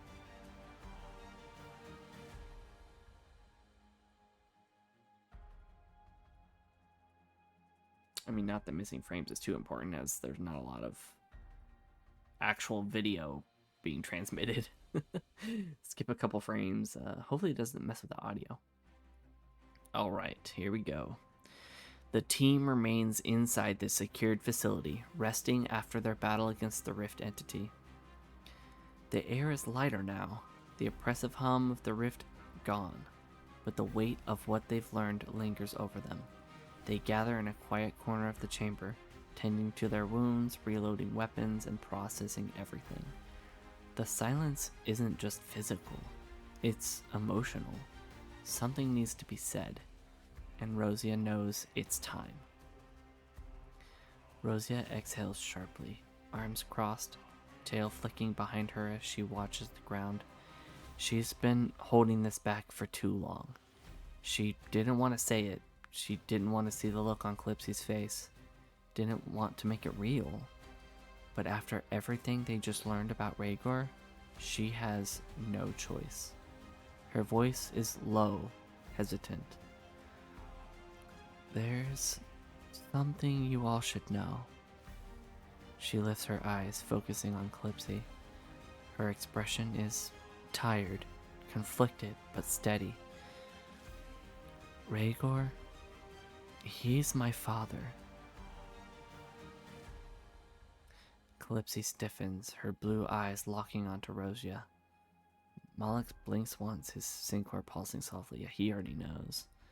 Eudora gives a slow, knowing nod. She suspected something was coming. Yeah, I mean, she already knows too. I think Kira found out as well. Kira doesn't react outwardly, yeah. The silence stretches. Rosia forces herself to keep speaking, knowing if she stops now, she won't be able to start again. I wasn't lying before. I didn't know about this place. I didn't know what my father did here. She shakes her head. But I knew he was involved in things. Big things. Things he never talked about. She looked away, then back at Calypsy. And I know you've been looking for him. A pause. A long, slow pause. Calypsy's hands twitch at her sides. Her claws flex, then relax. She doesn't explode, doesn't lash out, but her jaw is clenched so tightly it might crack. Her voice is measured, but dangerous. You've known this whole time? Rosia nods slowly. I only put it together recently. I wasn't hiding it to hurt you. I didn't know how to tell you. Calypsy lets out a sharp breath, turning away for a second, hands on her hips. She looks like she wants to punch something, but she doesn't. Instead, she just lets out a bitter laugh. Of course it's you, 'cause why the fuck wouldn't it be? Rosia's ears flick back. Calypsy. Calypsy holds up a hand. No, just give me a second, alright? She breathes, steadies herself. Then she turns back. I still want to find him. I still want answers. And I still want to end this. Her eyes flick back to Rosia.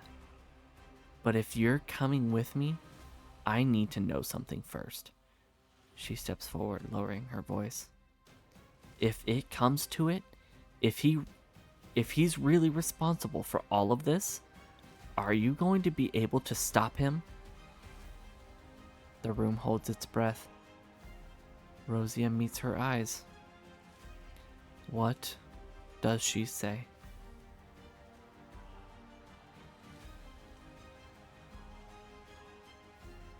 What does she say? What can she say? It's her father, after all. Would she be able to stop him?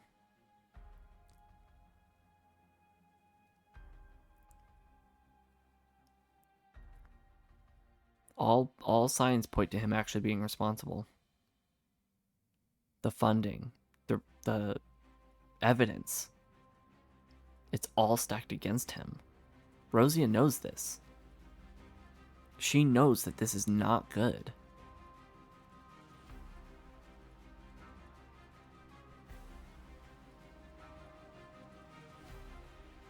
This is an extremely hard choice for Rosia to make. It's an extremely hard choice for me to make right now.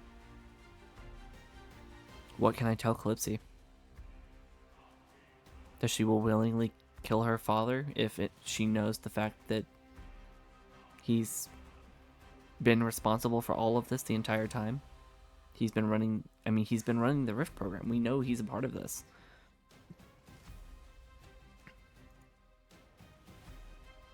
But he seems to be going against Spine now. But that doesn't make him a better person. It all comes down to what, morality?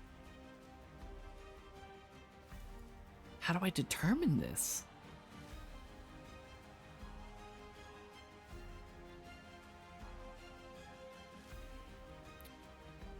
What do I do?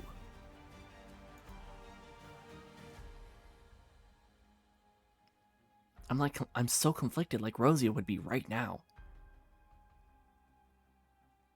It's her father.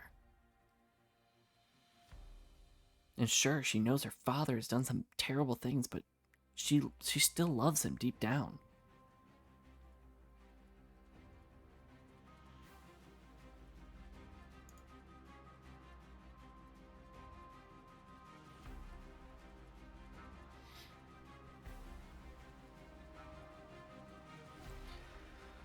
Oh man, how do I go about this?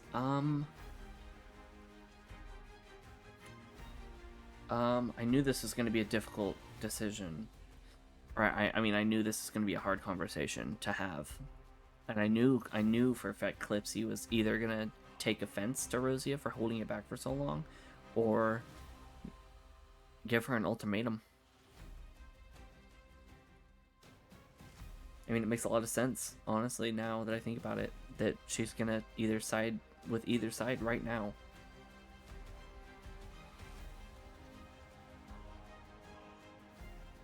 Unfortunately, I know you guys are probably really going to hate this decision.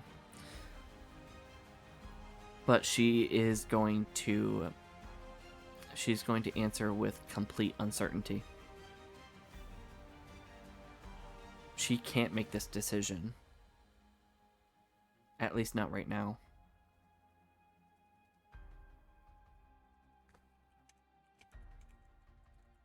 I know you're probably really gonna hate this. I hate this too. I don't like this. I don't like this answer.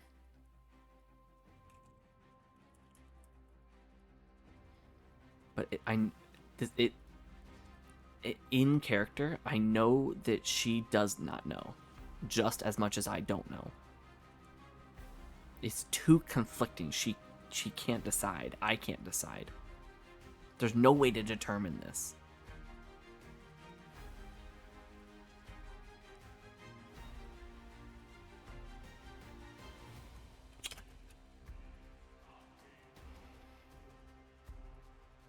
How do I word this properly?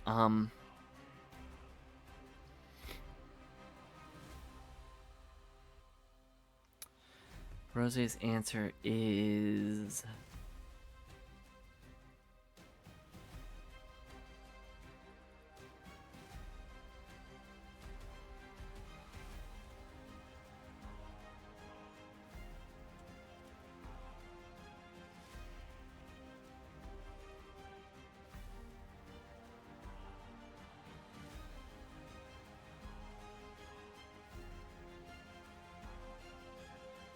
I hate this so much. I can't... in character, she does not know. She cannot decide. This has been weighing heavy on her for so long, and she still can't decide. She does not know. She can't possibly know how to handle this.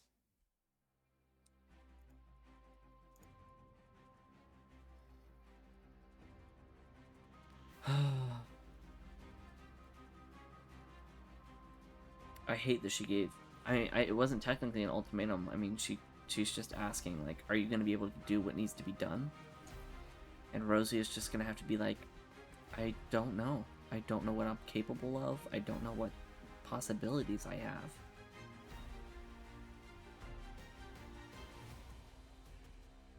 I mean, if you're asked to kill your father, that's an impossible decision, right?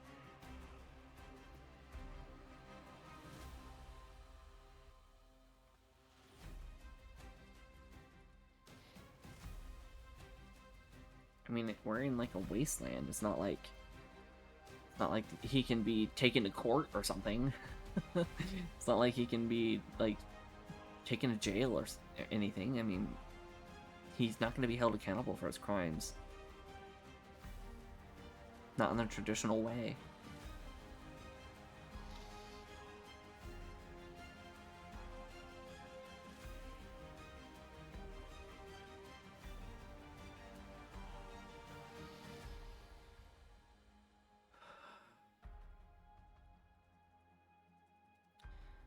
Rosia stares at Calypsy, but for once, she doesn't have an answer. Her usual sharp-witted confidence, gone. The easy sarcasm, nowhere to be found. Instead, her tail flicks restlessly, ears flattening slightly as she exhales. She looks down, then away, then back at Calypsy. She tries to say something, but no words come out. Because she doesn't know. Can she stop him? Her father, the man she grew up with, the man who, despite his flaws, was still her blood. Is he really a monster, or is he something else? For the first time, Rosia has no idea what the right answer is. She clenches her jaw. Her voice is quiet, but strained. I don't know. Calypsy's expression remains unreadable, but she nods once.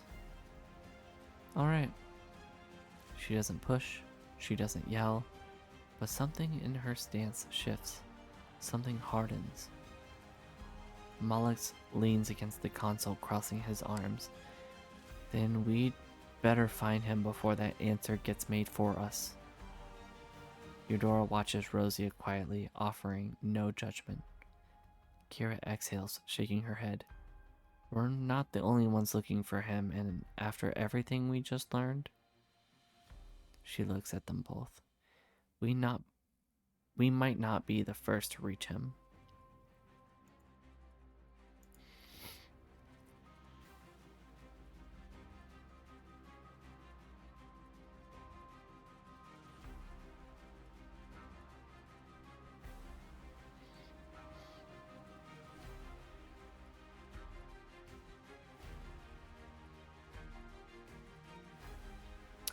The truth is out.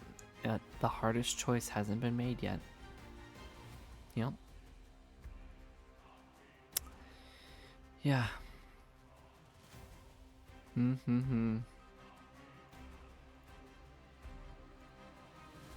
a lot of items.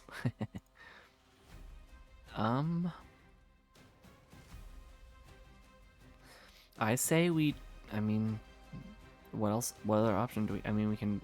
I mean, there's other options, but we need to track Rhaegar immediately. If Spine is already hot on the trail, and we've already been behind as is, we need to go right now. We cannot wait any longer.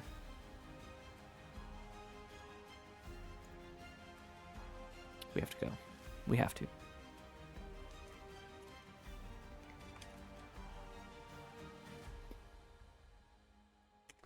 I'm gonna say with that short rest that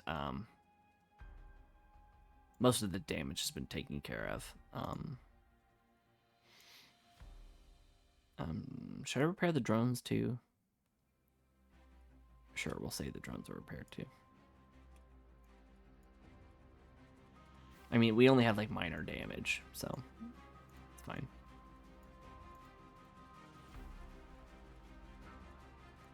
Yeah, I mean, we took a slight rest and then got our health back. Now we're heading out of the maw, probably. Heading into the unknown, trying to track down Rhaegor once again.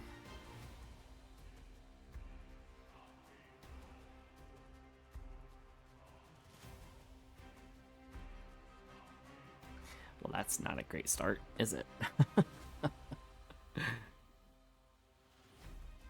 Yeah. All right.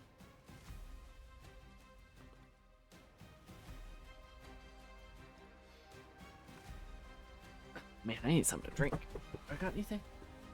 I mean, I got some tea, I guess.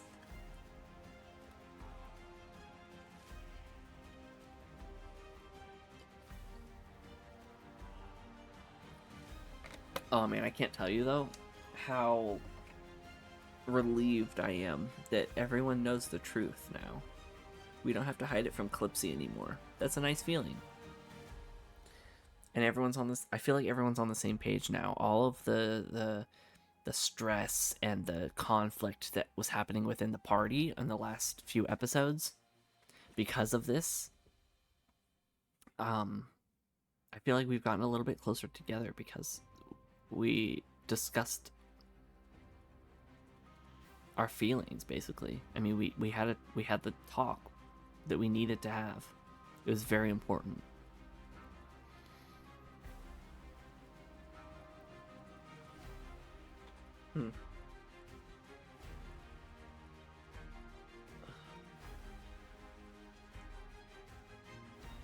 Okay. Mullix pulls up every system he can find, using his sync core to scan for any trace of Rhaegor's last known movements. The facility's records are ancient, but they should hold something, right? Wrong. Rhaegor's trail is cold. No recent logs, no confirmed sightings. It's like he erased himself from existence. I mean, yeah, that kind of makes sense if you're running from an evil company that you're somewhat betraying.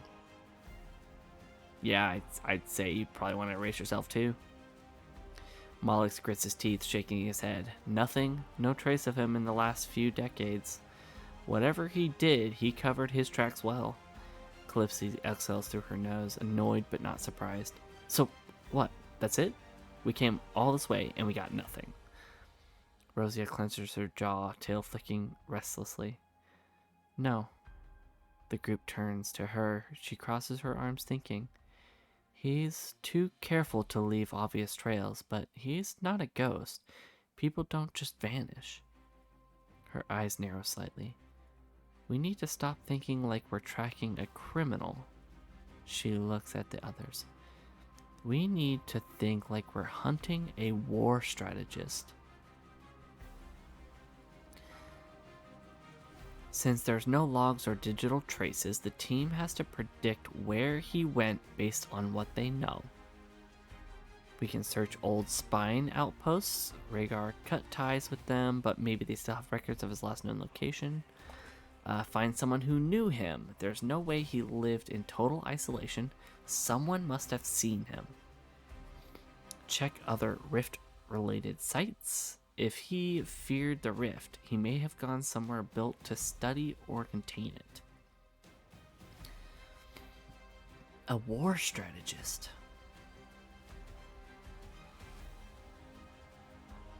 Setting a trap does not make a lot of sense. He's not going to willingly walk into a trap knowing that Spine is on his tail. That's dumb. We just have to think like him.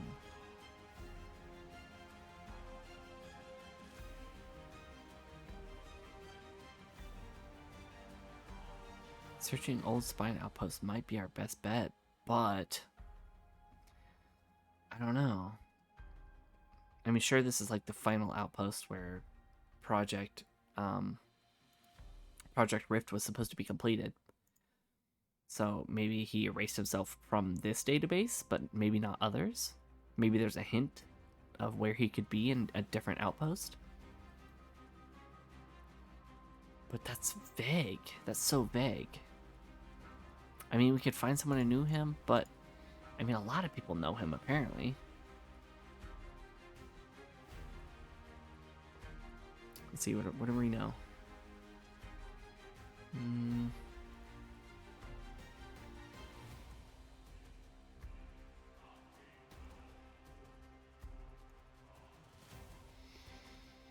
We can go back to Outpost 17, I guess, and go back to the broken circuit. Maybe try to gather more information. Noxus Haven? We stayed there once. It wasn't the best place, but eh.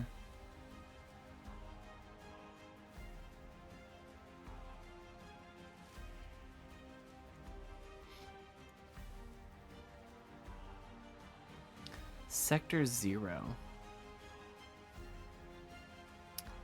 Sector 0?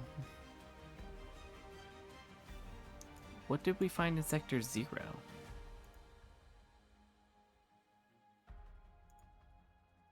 That's not where we found Kira, right? No, we found her in Omega. What's Sector 0?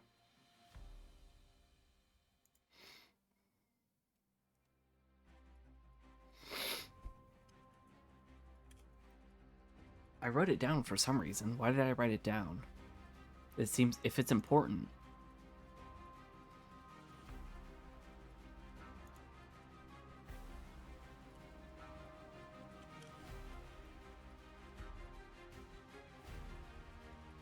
I didn't write it anywhere else? Really? Why didn't I take it seriously? Why does it not seem important?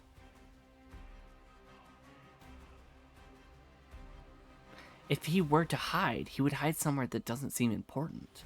Sector 0 doesn't seem important at all. But have we been to Sector 0? I don't think so. Right?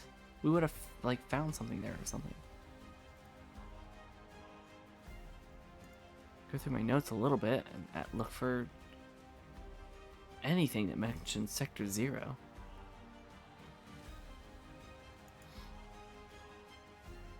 Nothing. Nothing mentions Sector 0? This is too weird. Yeah, our base is Sector 13, we know that. Yeah, that's decrypted dog tags. Sector Omega, yeah. Spine tech fragment, yeah, we know that. Nothing. Really? Hold on, let's graph view it. So where is Sector 0? Oh, okay. That's apparently not how you find it. Let's see. Sector 0, where are you? Sector 0, right here. Connected to Rhaegor somehow. Oh, because he's apparently known to be there? But how did we know that? Oh, I should have written that down. Oh, that's my fault. Maybe he is there then. We never went there.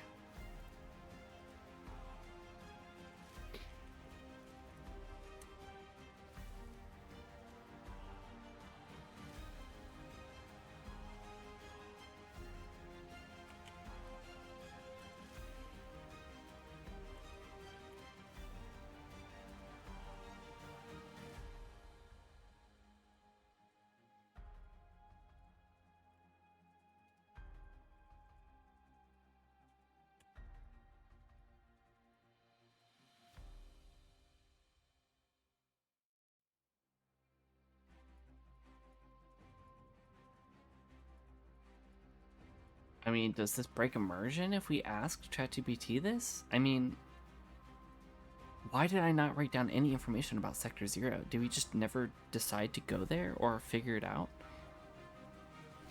Wait, was Sector Zero where we were headed before we went off course?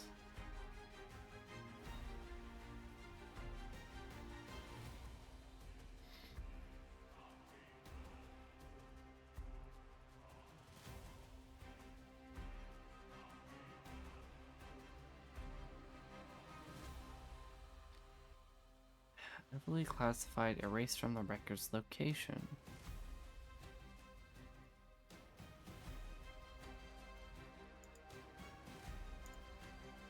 Am I tripping here, or was this on purpose? Were we not? We were never supposed to go to Sector Zero because we would have found Rhaegor, right? Is that what this has all been about? Is it we never went to Sector Zero, so we never found him?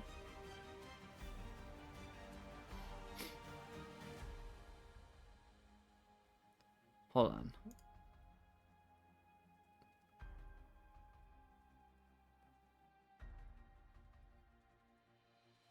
An underground bunker.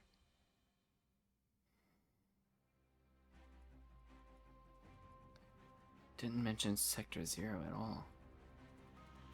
Okay, what we know about Sector Zero. It's an old black site, long abandoned but still feared by those who know of it. Rhaegor was last sighted there. Yeah, I wrote that down too. I wrote that down.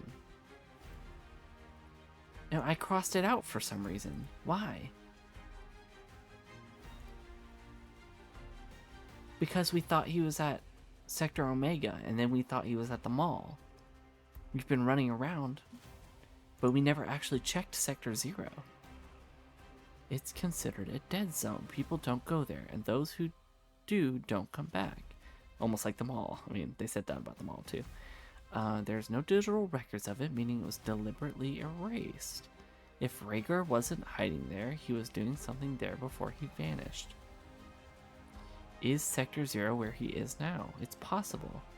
If he really wanted to disappear completely, that would be the place to do it. Alternatively, if he was there once but isn't anymore, it might still hold clues to where he went. Huh. No, I'm gonna do something real quick. Give me a moment.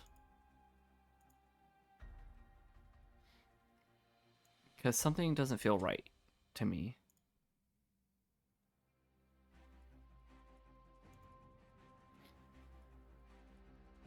I don't know, something about the fact that Sector Zero it came up, right?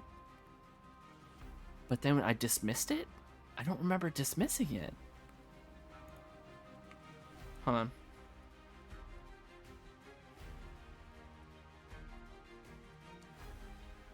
Okay. Sorry, you guys can't see this. I'm gonna read a little bit though. Let's see. He hacked a terminal.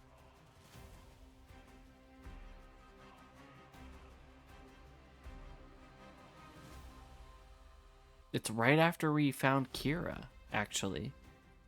Whoa.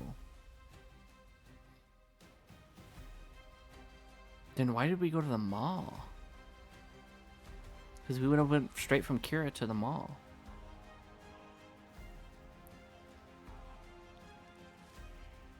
Rhaegor and Iva, the last confirmed sighting, Sector Zero. Black Site Research Facility redacted operations. The team gathers around the display, staring at the coordinates that pulse ominously on the screen. Sector Zero, that place is practically erased from all records. The place so heavily classified it doesn't officially exist. Whoa. Why didn't we go to Sector Zero then?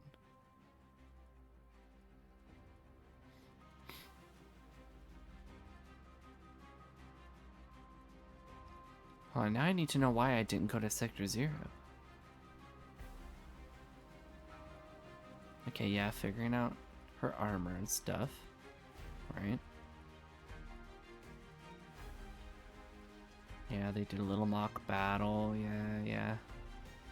Calypsy and Kira had that mock battle. Yeah, I remember that. That was fun. Calypsy's pretty on it. She won that, I believe. Calypsy won that. That's not what I want to know. I want to know why we didn't go to Sector 0, or if we did, what we found there.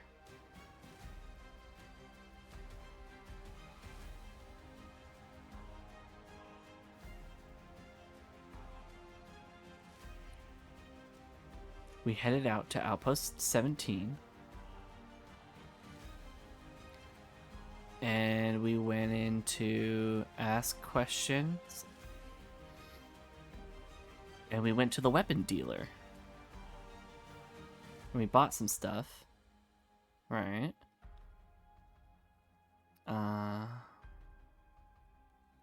Yeah, okay.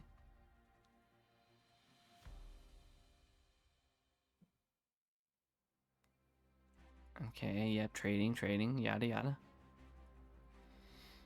Tell him we are after Rhaegor and ask Grit if he knows anything worth knowing.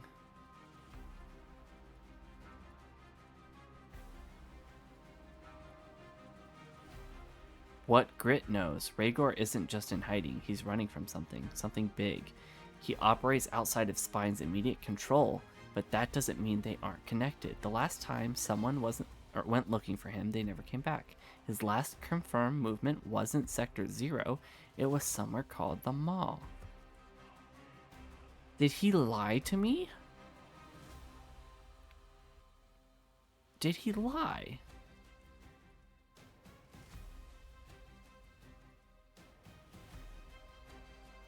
We were taken off course from Sector 0 to go straight to the Mall. Because Grit said that they found him there. Or that was his last confirmed movement. Okay, so Sector 0 it is. We need to go to Sector 0.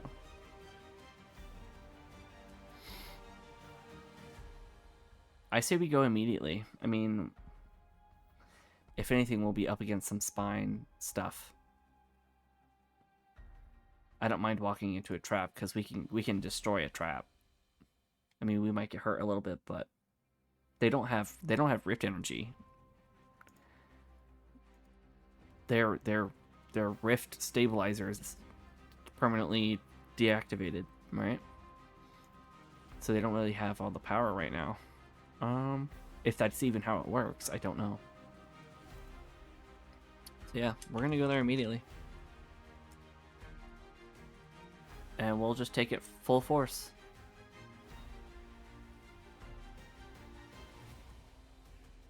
Damn, we should have checked out Sector 0 first. We were taken so far, of course. Oh, that's frustrating. That's so frustrating.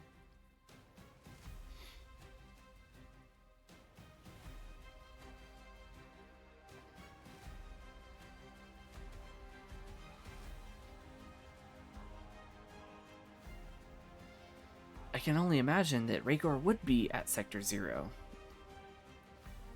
Knowing that it's basically off the grid. And it's like, Spine doesn't really know about it. That would be exactly where he would be.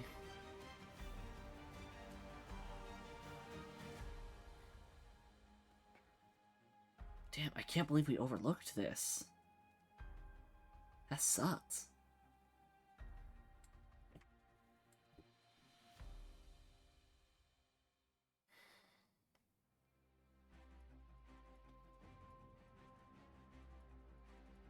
We're going in guns blazing. Well, not really. I mean, we're gonna try to, I don't know, maybe save Rhaegor against Spine.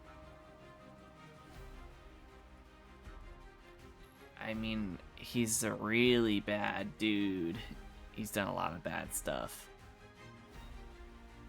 Not even an apology would be enough for this guy. The fact that he funded this whole operation, he allowed all of this to go down.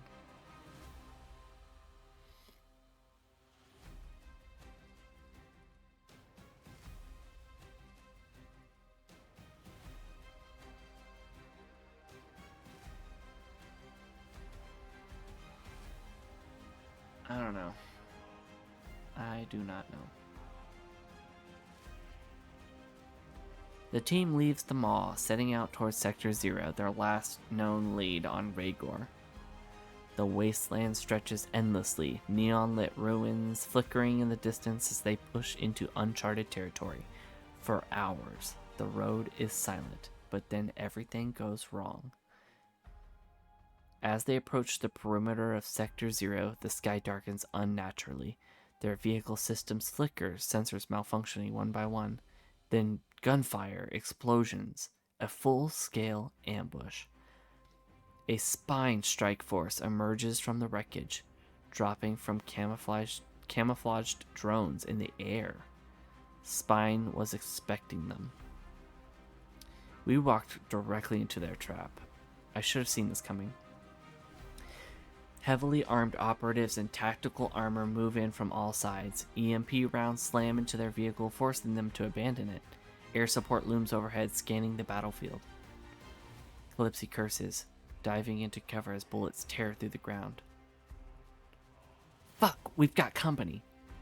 Moloch grits his teeth, Syncor struggling to compensate for the jamming. They must have tracked us from the mall. This isn't random. Eudora presses a hand to her chest, breathing sharply. This isn't a battle. This is an extermination. Spine wants them dead. And if they don't act fast, they won't even reach Sector 0.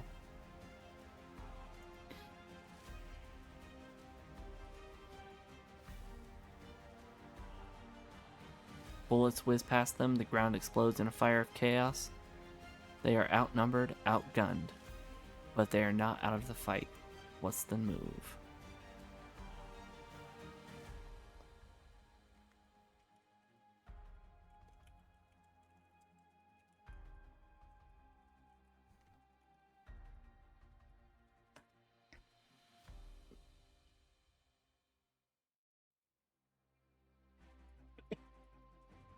I wonder how many bad guys there are.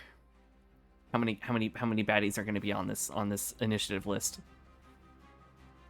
I'm scared. I'm a little scared. Give me like 10 guys. I want to see 10 enemy troopers.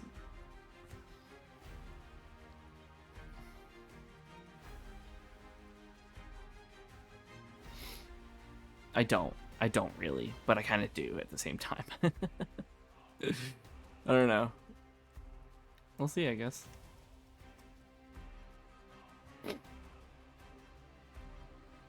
This could be really bad, but I'm not gonna let Spine get the better of us. Are you kidding? We're an elite team. We've taken out so many things already. Spine got nothing on us, okay?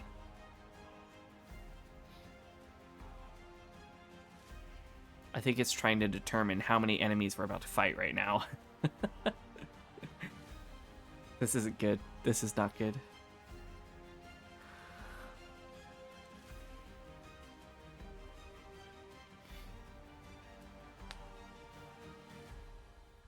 Scary. It's honestly scary, the fact that it's taking so long. We're just rolling for initiative. Just gotta crunch all those numbers. Ay. It's doing a lot of dice rolls, I'm sure.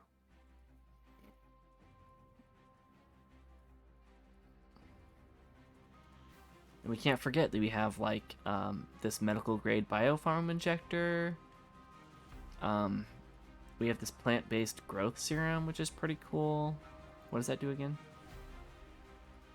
Amplify her powers temporarily. That's pretty cool. A biostabilizer injector that we have.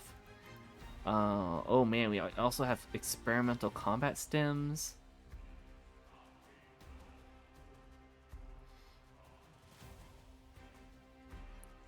Oh no. Oh, okay. Operatives. They're in groups. There's a heavy gunner. There's another group. Oh no. This is not good. This is not. This is not good. Okay. Copy this. Alright. Alright. We're in it now. Why did it do that? Don't do that.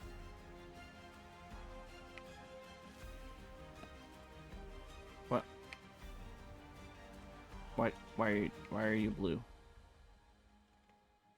I don't know why it's blue. I'm just gonna ignore it.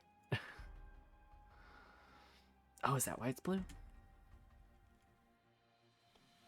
Oh, that's weird. Why is it doing that?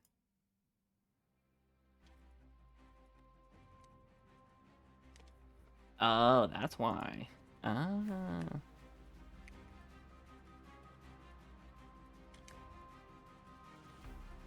Okay, no, it didn't. You know what? It didn't fix it. I'm not fussing with this anymore. Okay. Let's just. There. Okay, we're fine. Leave it alone. It's fine. Okay. Yep. Battle begins.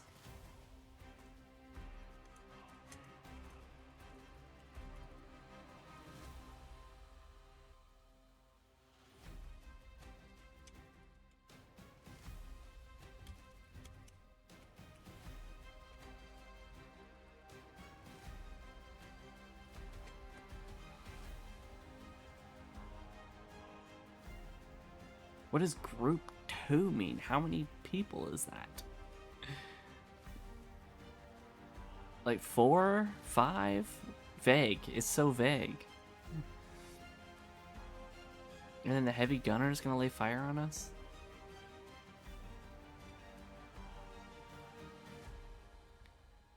I mean, I'm not surprised that we rolled so terribly because we were, like, surprised. Or ambushed.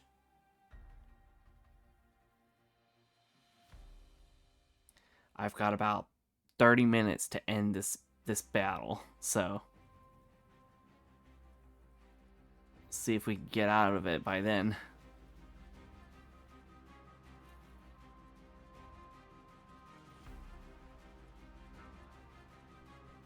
I mean, there's technically 4 enemies on the board, but there's 2 groups, which is bad.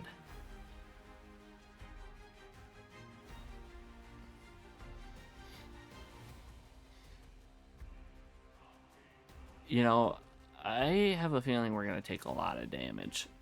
Something tells me this is not good. I mean, this will be the first, like, really hard fight that we've had to have in a while. I mean, sure, the entity, if we would have actually fought that, it would have been really dangerous, but this is, like, actual gunmen are shooting at us, and we're actually having to fight back. Like, this is completely different than what we've been fighting so far.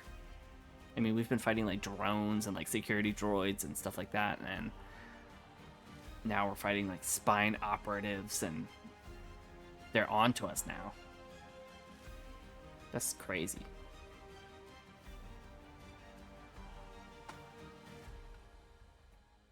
Take a drink.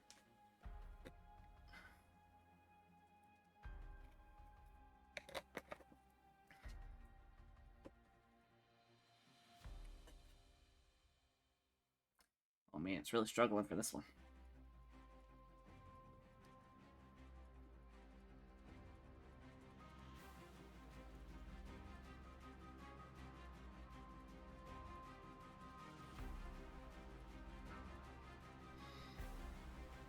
Ay, that's not good. Okay, attack roll 11. Focus fire on Clipsy and Kira. Oh, that's our like main for our main what am I trying to say? Our main hand combat uh, melee characters. Yeah. Alright, so let's see. Spine operatives move with precise coordination, immediately identifying Calypsy and Kira as the most dangerous threats in the close combat. I mean, yeah, they are pretty dang dangerous, I agree. They take firing positions behind cover, rifles snapping into place. The air fills with the deafening sound of rapid gunfire as they focus fire on the melee fighters. Yeah, see? Their goal, take out the brawlers before they get too close. Calypsy and Kira are both hit, taking 12 damage each. Yikes. This is not good. Oh, I just wrote damage. 12 damage. Bullets tear into their armor, the force staggering both of them. Calypsy growls, gripping her blade tighter as the blood seeps from the fresh wounds. Kira hisses, using the rift to stabilize herself as her body flickers slightly. Mollix curses under his breath. They're trying to take out our front line first. We need to break their formation. Heavy Gunner's up next. Guess what? You get to control him as well. Yay. Ah.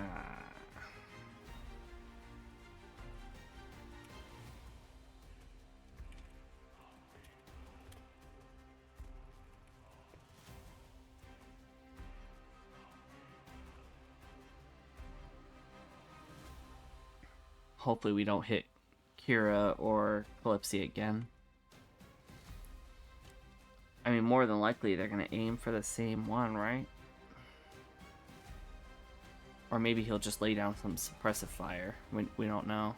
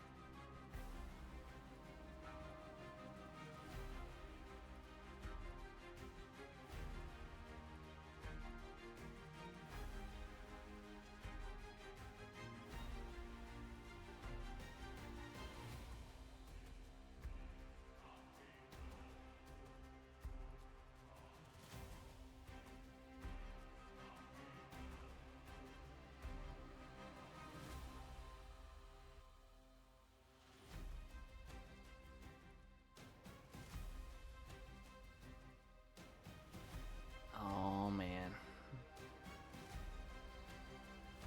I wonder what's making it take so long. Like, it could just be the day. Oh yeah, even my internet connection has stabilized. So what I did earlier did kind of fix it. But I think ChatGPT is just struggling hardcore on this.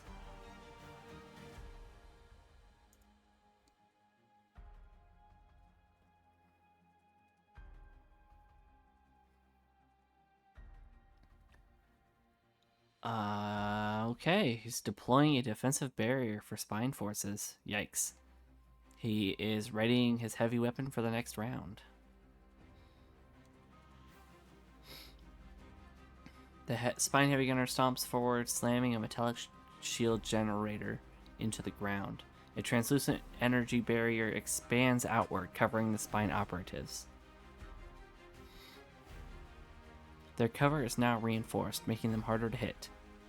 The heavy gunner himself stands behind the barrier, preparing his next shot.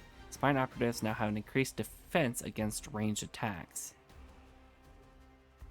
The heavy gunner will unleash his plasma blast next turn with increased accuracy. The massive soldier chuckles through his helmet's modulator. You'll need more than bullets and blades to get through this. I beg to differ.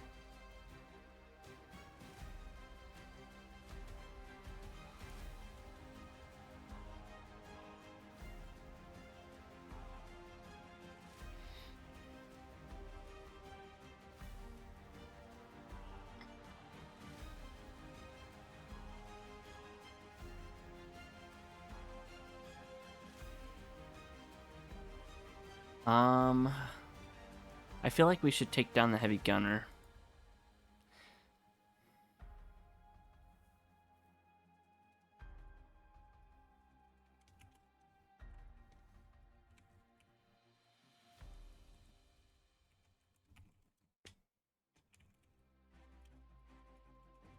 Yeah, I think that's what we should do. Come on, good rolls. We've had good rolls all stream.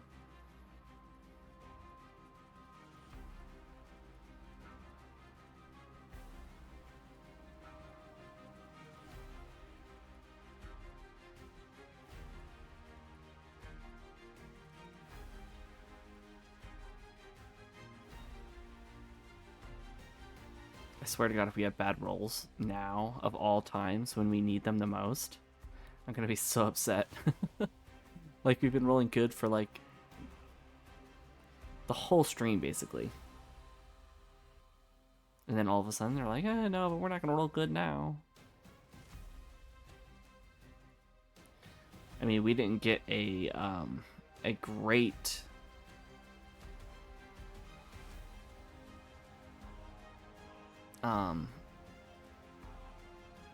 we didn't get a great initiative order, but it's not completely terrible either, I guess.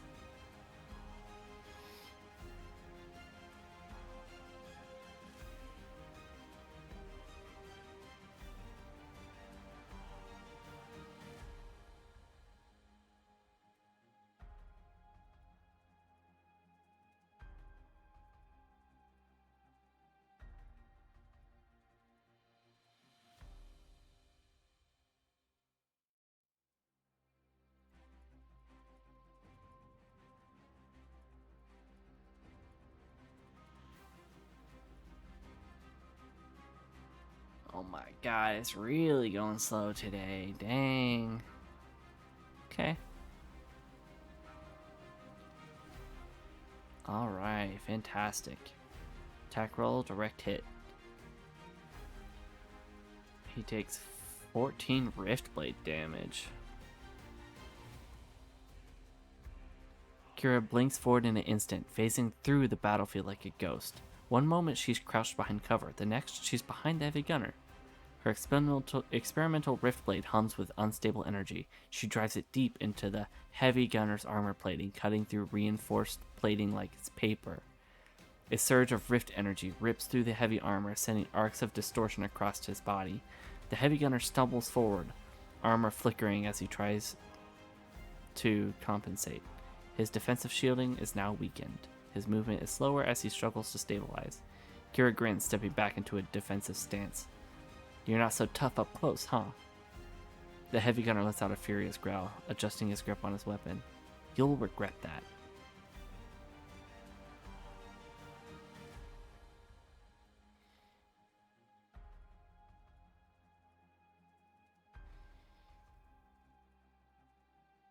Let's see. Rosia. You have a experimental combat stem.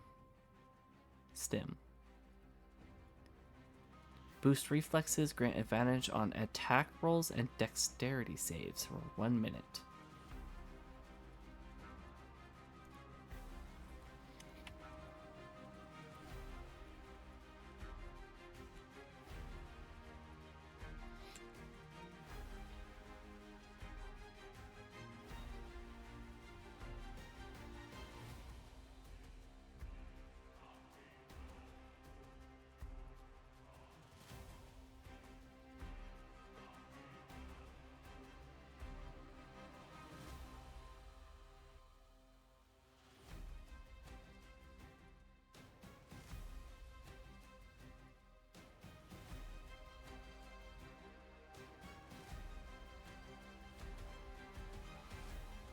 it just in case it doesn't remember.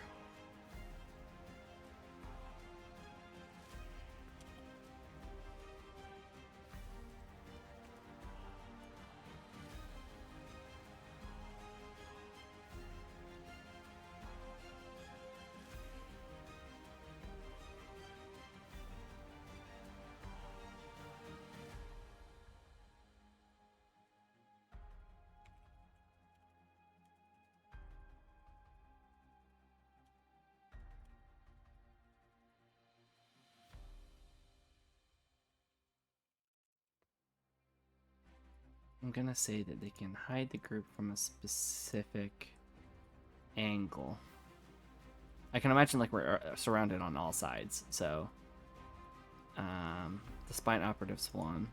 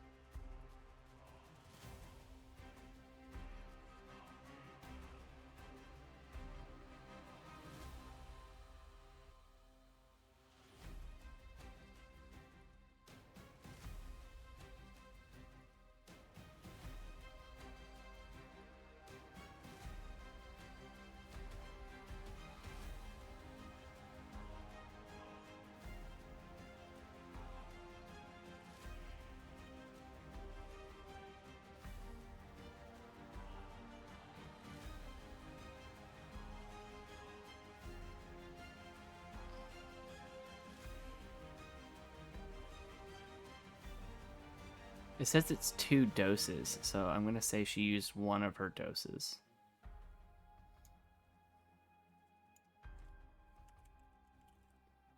Now she only has 1 dose left.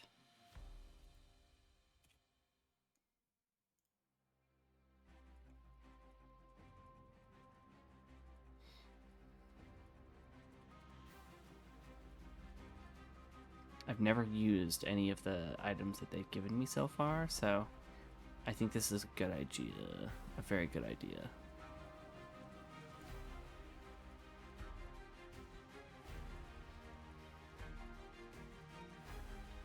Especially since Spine Operatives Group 1 is right after Rosia.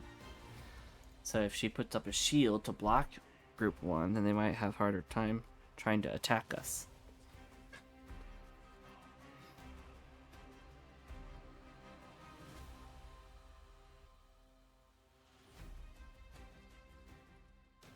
I don't know if we're going to be able to finish this battle before 4 o'clock. You know what? I will go on. I'll keep going until this battle is over.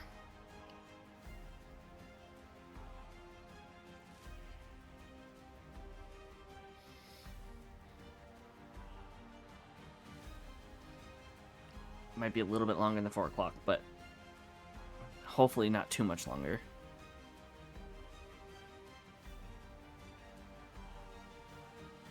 Or should I end the stream mid-combat? Leave you in suspense. Are they going to win this battle? I don't know.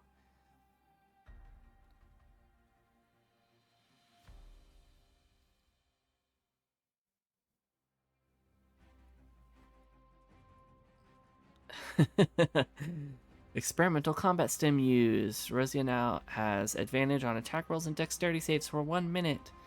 Shadow concealment roll. 23 critical success. Dang. Okay. Rosia injects the combat stim into her arm and instantly her reflexes heighten. Her senses sharpen, time slows just slightly, and she feels everything move at half speed. The battlefield shifts, but she sees the openings before they even happen. With a single motion, she raises her hands, channeling deep, living darkness from the environment. The battlefield itself twists, shadows rising like a shifting fog around the team. Spine Operatives Group 1 completely lose visual contact. The team is now hidden inside a veil of unnatural darkness, making them incredibly hard to hit.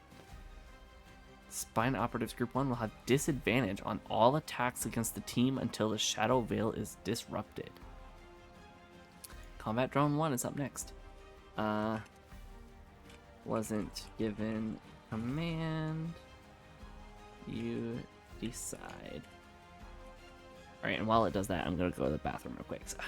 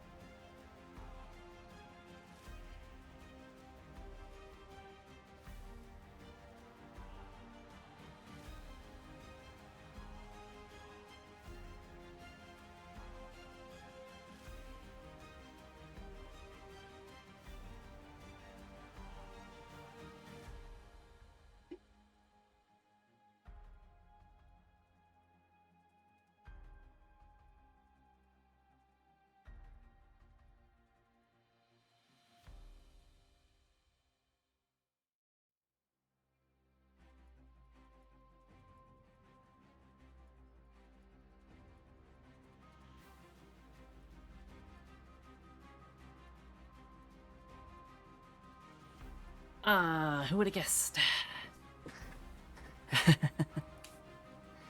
Move into cover and fire. Miss the shot. No way. Who would have guessed that the combat drone would miss? Combat drone shifts position, rolling behind a piece of wreckage to minimize its exposure. It lines up a shot at the spine heavy gunner, but the round goes wide. The enemy's reinforced armor absorbs the near miss, leaving the drone without a confirmed hit. Despite the missed shot, the drone remains protected in cover, avoiding direct retaliation. The heavy gunner doesn't even flinch. He reloads his weapon, still preparing for his devastating attack next round. Didn't he already get disadvantage? No, it just said that his defensive shielding is weakened and his movement is slower. That doesn't really help, but he's still preparing to attack.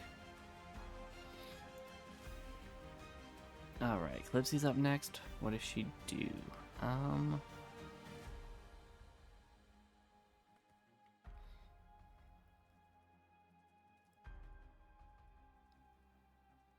The Strike Commander. Does she go after...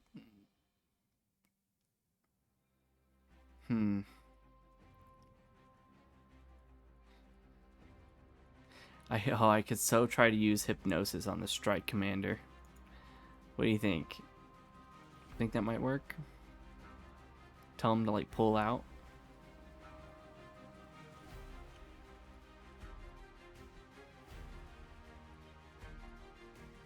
Oh, I'm so gonna do that. This would be the best use of her power right now.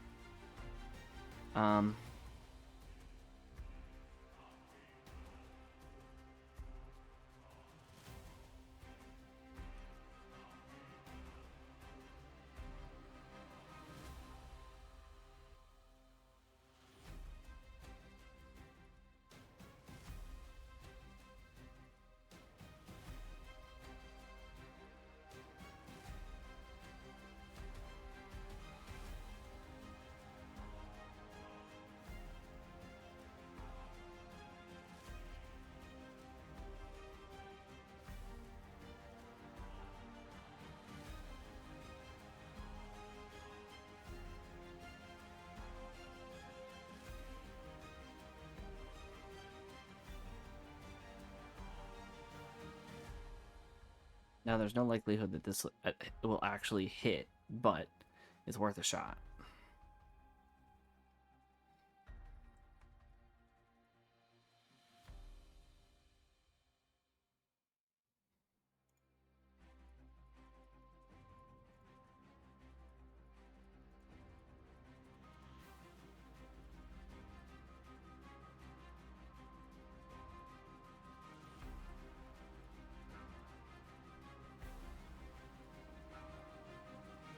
Come on, we need a really good roll here. I think we can end combat immediately. That'd be crazy.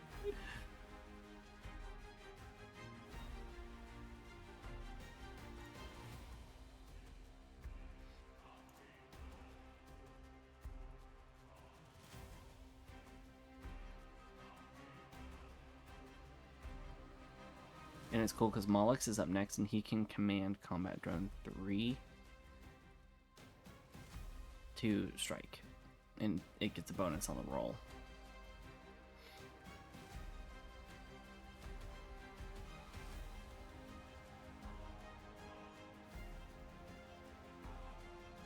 Can you imagine if we don't go through an entire round?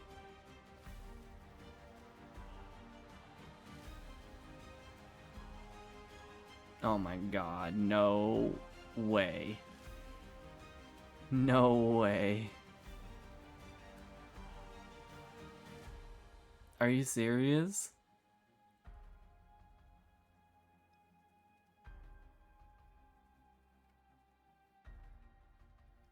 This is not happening right now. Come on, load the rest. Come on.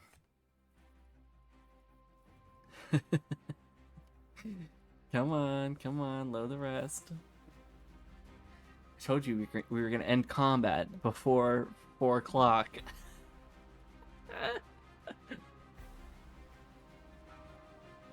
Oh my god, does this work? Does this work? What happens?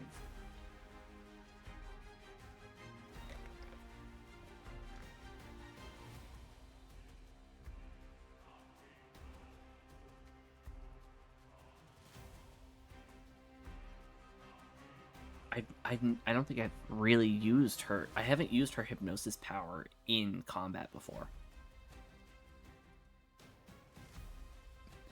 Calypsy locks eyes with the Spine Strike Commander, her voice smooth but commanding. Her power pulses outward, slipping past his mental defenses like a shadow creeping into the cracks of his mind. His stance stiffens, his grip on his weapon loosening as his expression shifts, vacant, distant. For a moment, the battlefield seems to pause. Then he speaks. All units, fall back.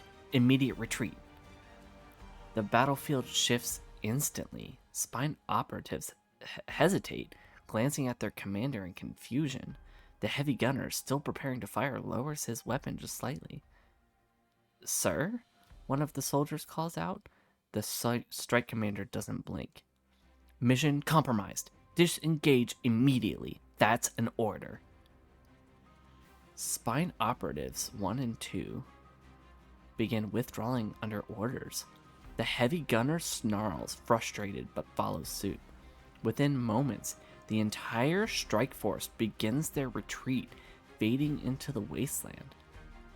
Mollix watches in stunned silence as the enemy forces simply leave. You've got to be kidding me. Kira raises an eyebrow at Calypsy. I keep forgetting you can do that. Calypsy exhales, lowering her stance slightly. So do they.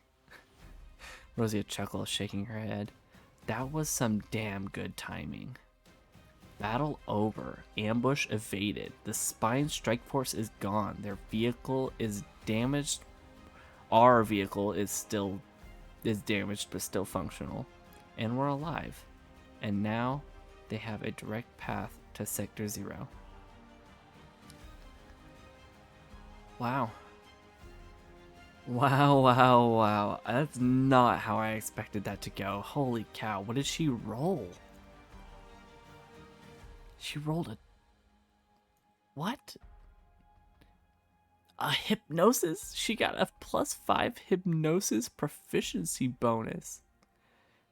Hell yeah. And she got a 21. A 21. That's a critical success. Holy cow. That means she rolled a 16 and got a +5, right? That's crazy. That's such a lucky roll. Oh, wow.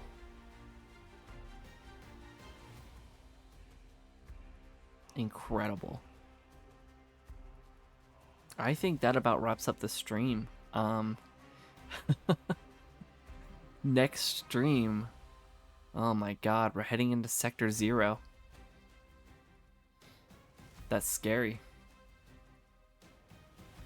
Well, not really, I guess. I'm really hoping that we find Rhaegar there.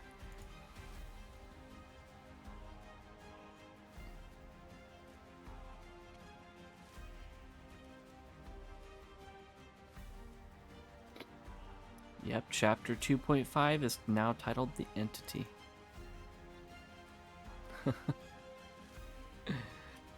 Wow, that was a wild ride.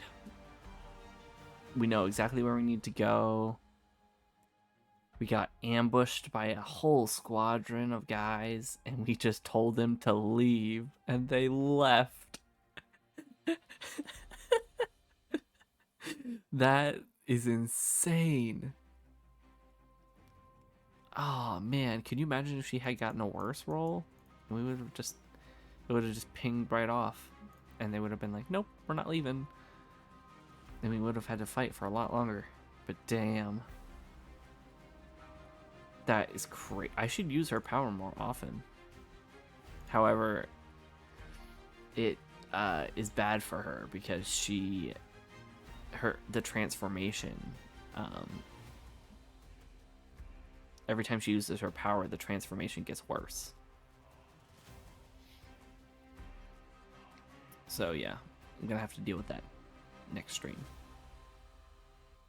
That I'm gonna have to, show the fact that her curse has gotten worse because she just used her power, and she used it pretty strongly too. I mean, she told him to leave. She basically just controlled this dude. I mean, sometimes she'll give her power as like a word of suggestion, where she'll mostly just like, "Hey, you should do this," and then they think that they thought it themselves, like, "Oh yeah, hey, I should probably do this." But no, she full on controlled this dude with such a high roll, a critical success. She literally just went into this guy's mind and was like, "You do my bidding." Holy cow. Incredible. Incredible.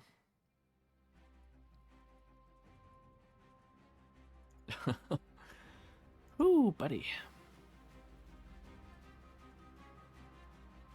Hey, Black Fox, are you still listening? Are you on the stream still? Did you happen to witness what transpired just now?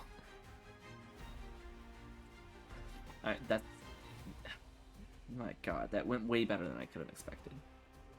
We did take some damage. But not a lot. Not a terrible amount.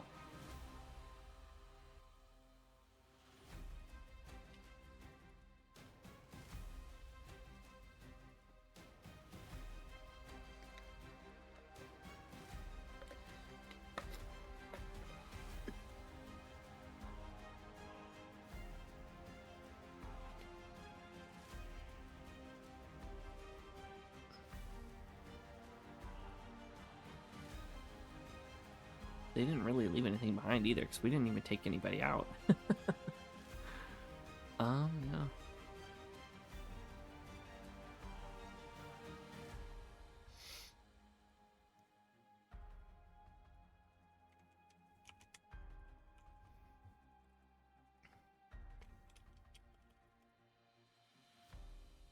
Let's see. Does Kira have a med pack? Yeah, you have a standard med kit.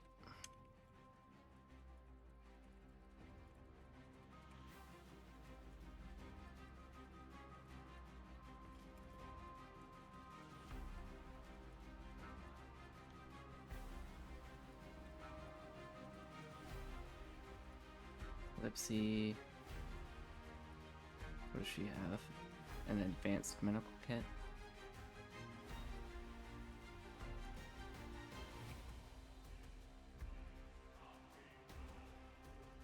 I'm gonna say Eudora heals Calypsy.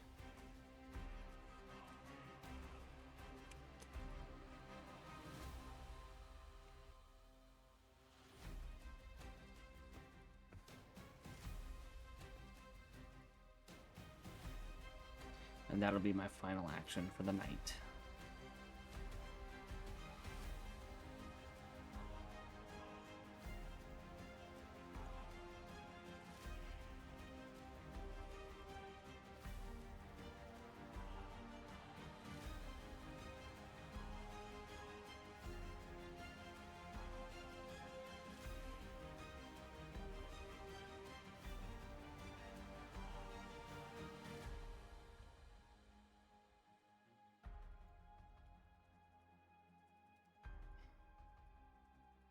You know, at least we know now that Spine has a strike force. They have they have weapons and stuff. We know that they are a force to be reckoned with. You know, usually think of them as just like scientists and people trying to defend their black sites or whatever. But no, they're a serious force to mess with. And they're dangerous. And we know that now. That's very good information to have.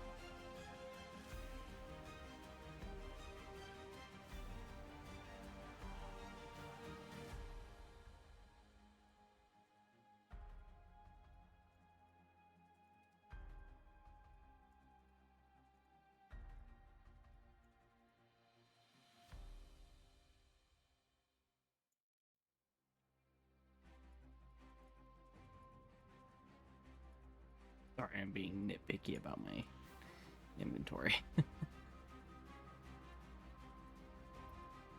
Ugh, low success for both. That's not good. Let's see. Kira applies a medical kit to her wound, sealing the worst of the damage, but it barely helps. She rolls her shoulder, wincing. Damn it, that's not nearly enough. Eudora places her hands on Calypsy, channeling biomagic into her wounds. Faint glowing veins weave through the damaged tissue, closing the worst of the injuries, but not fully healing her.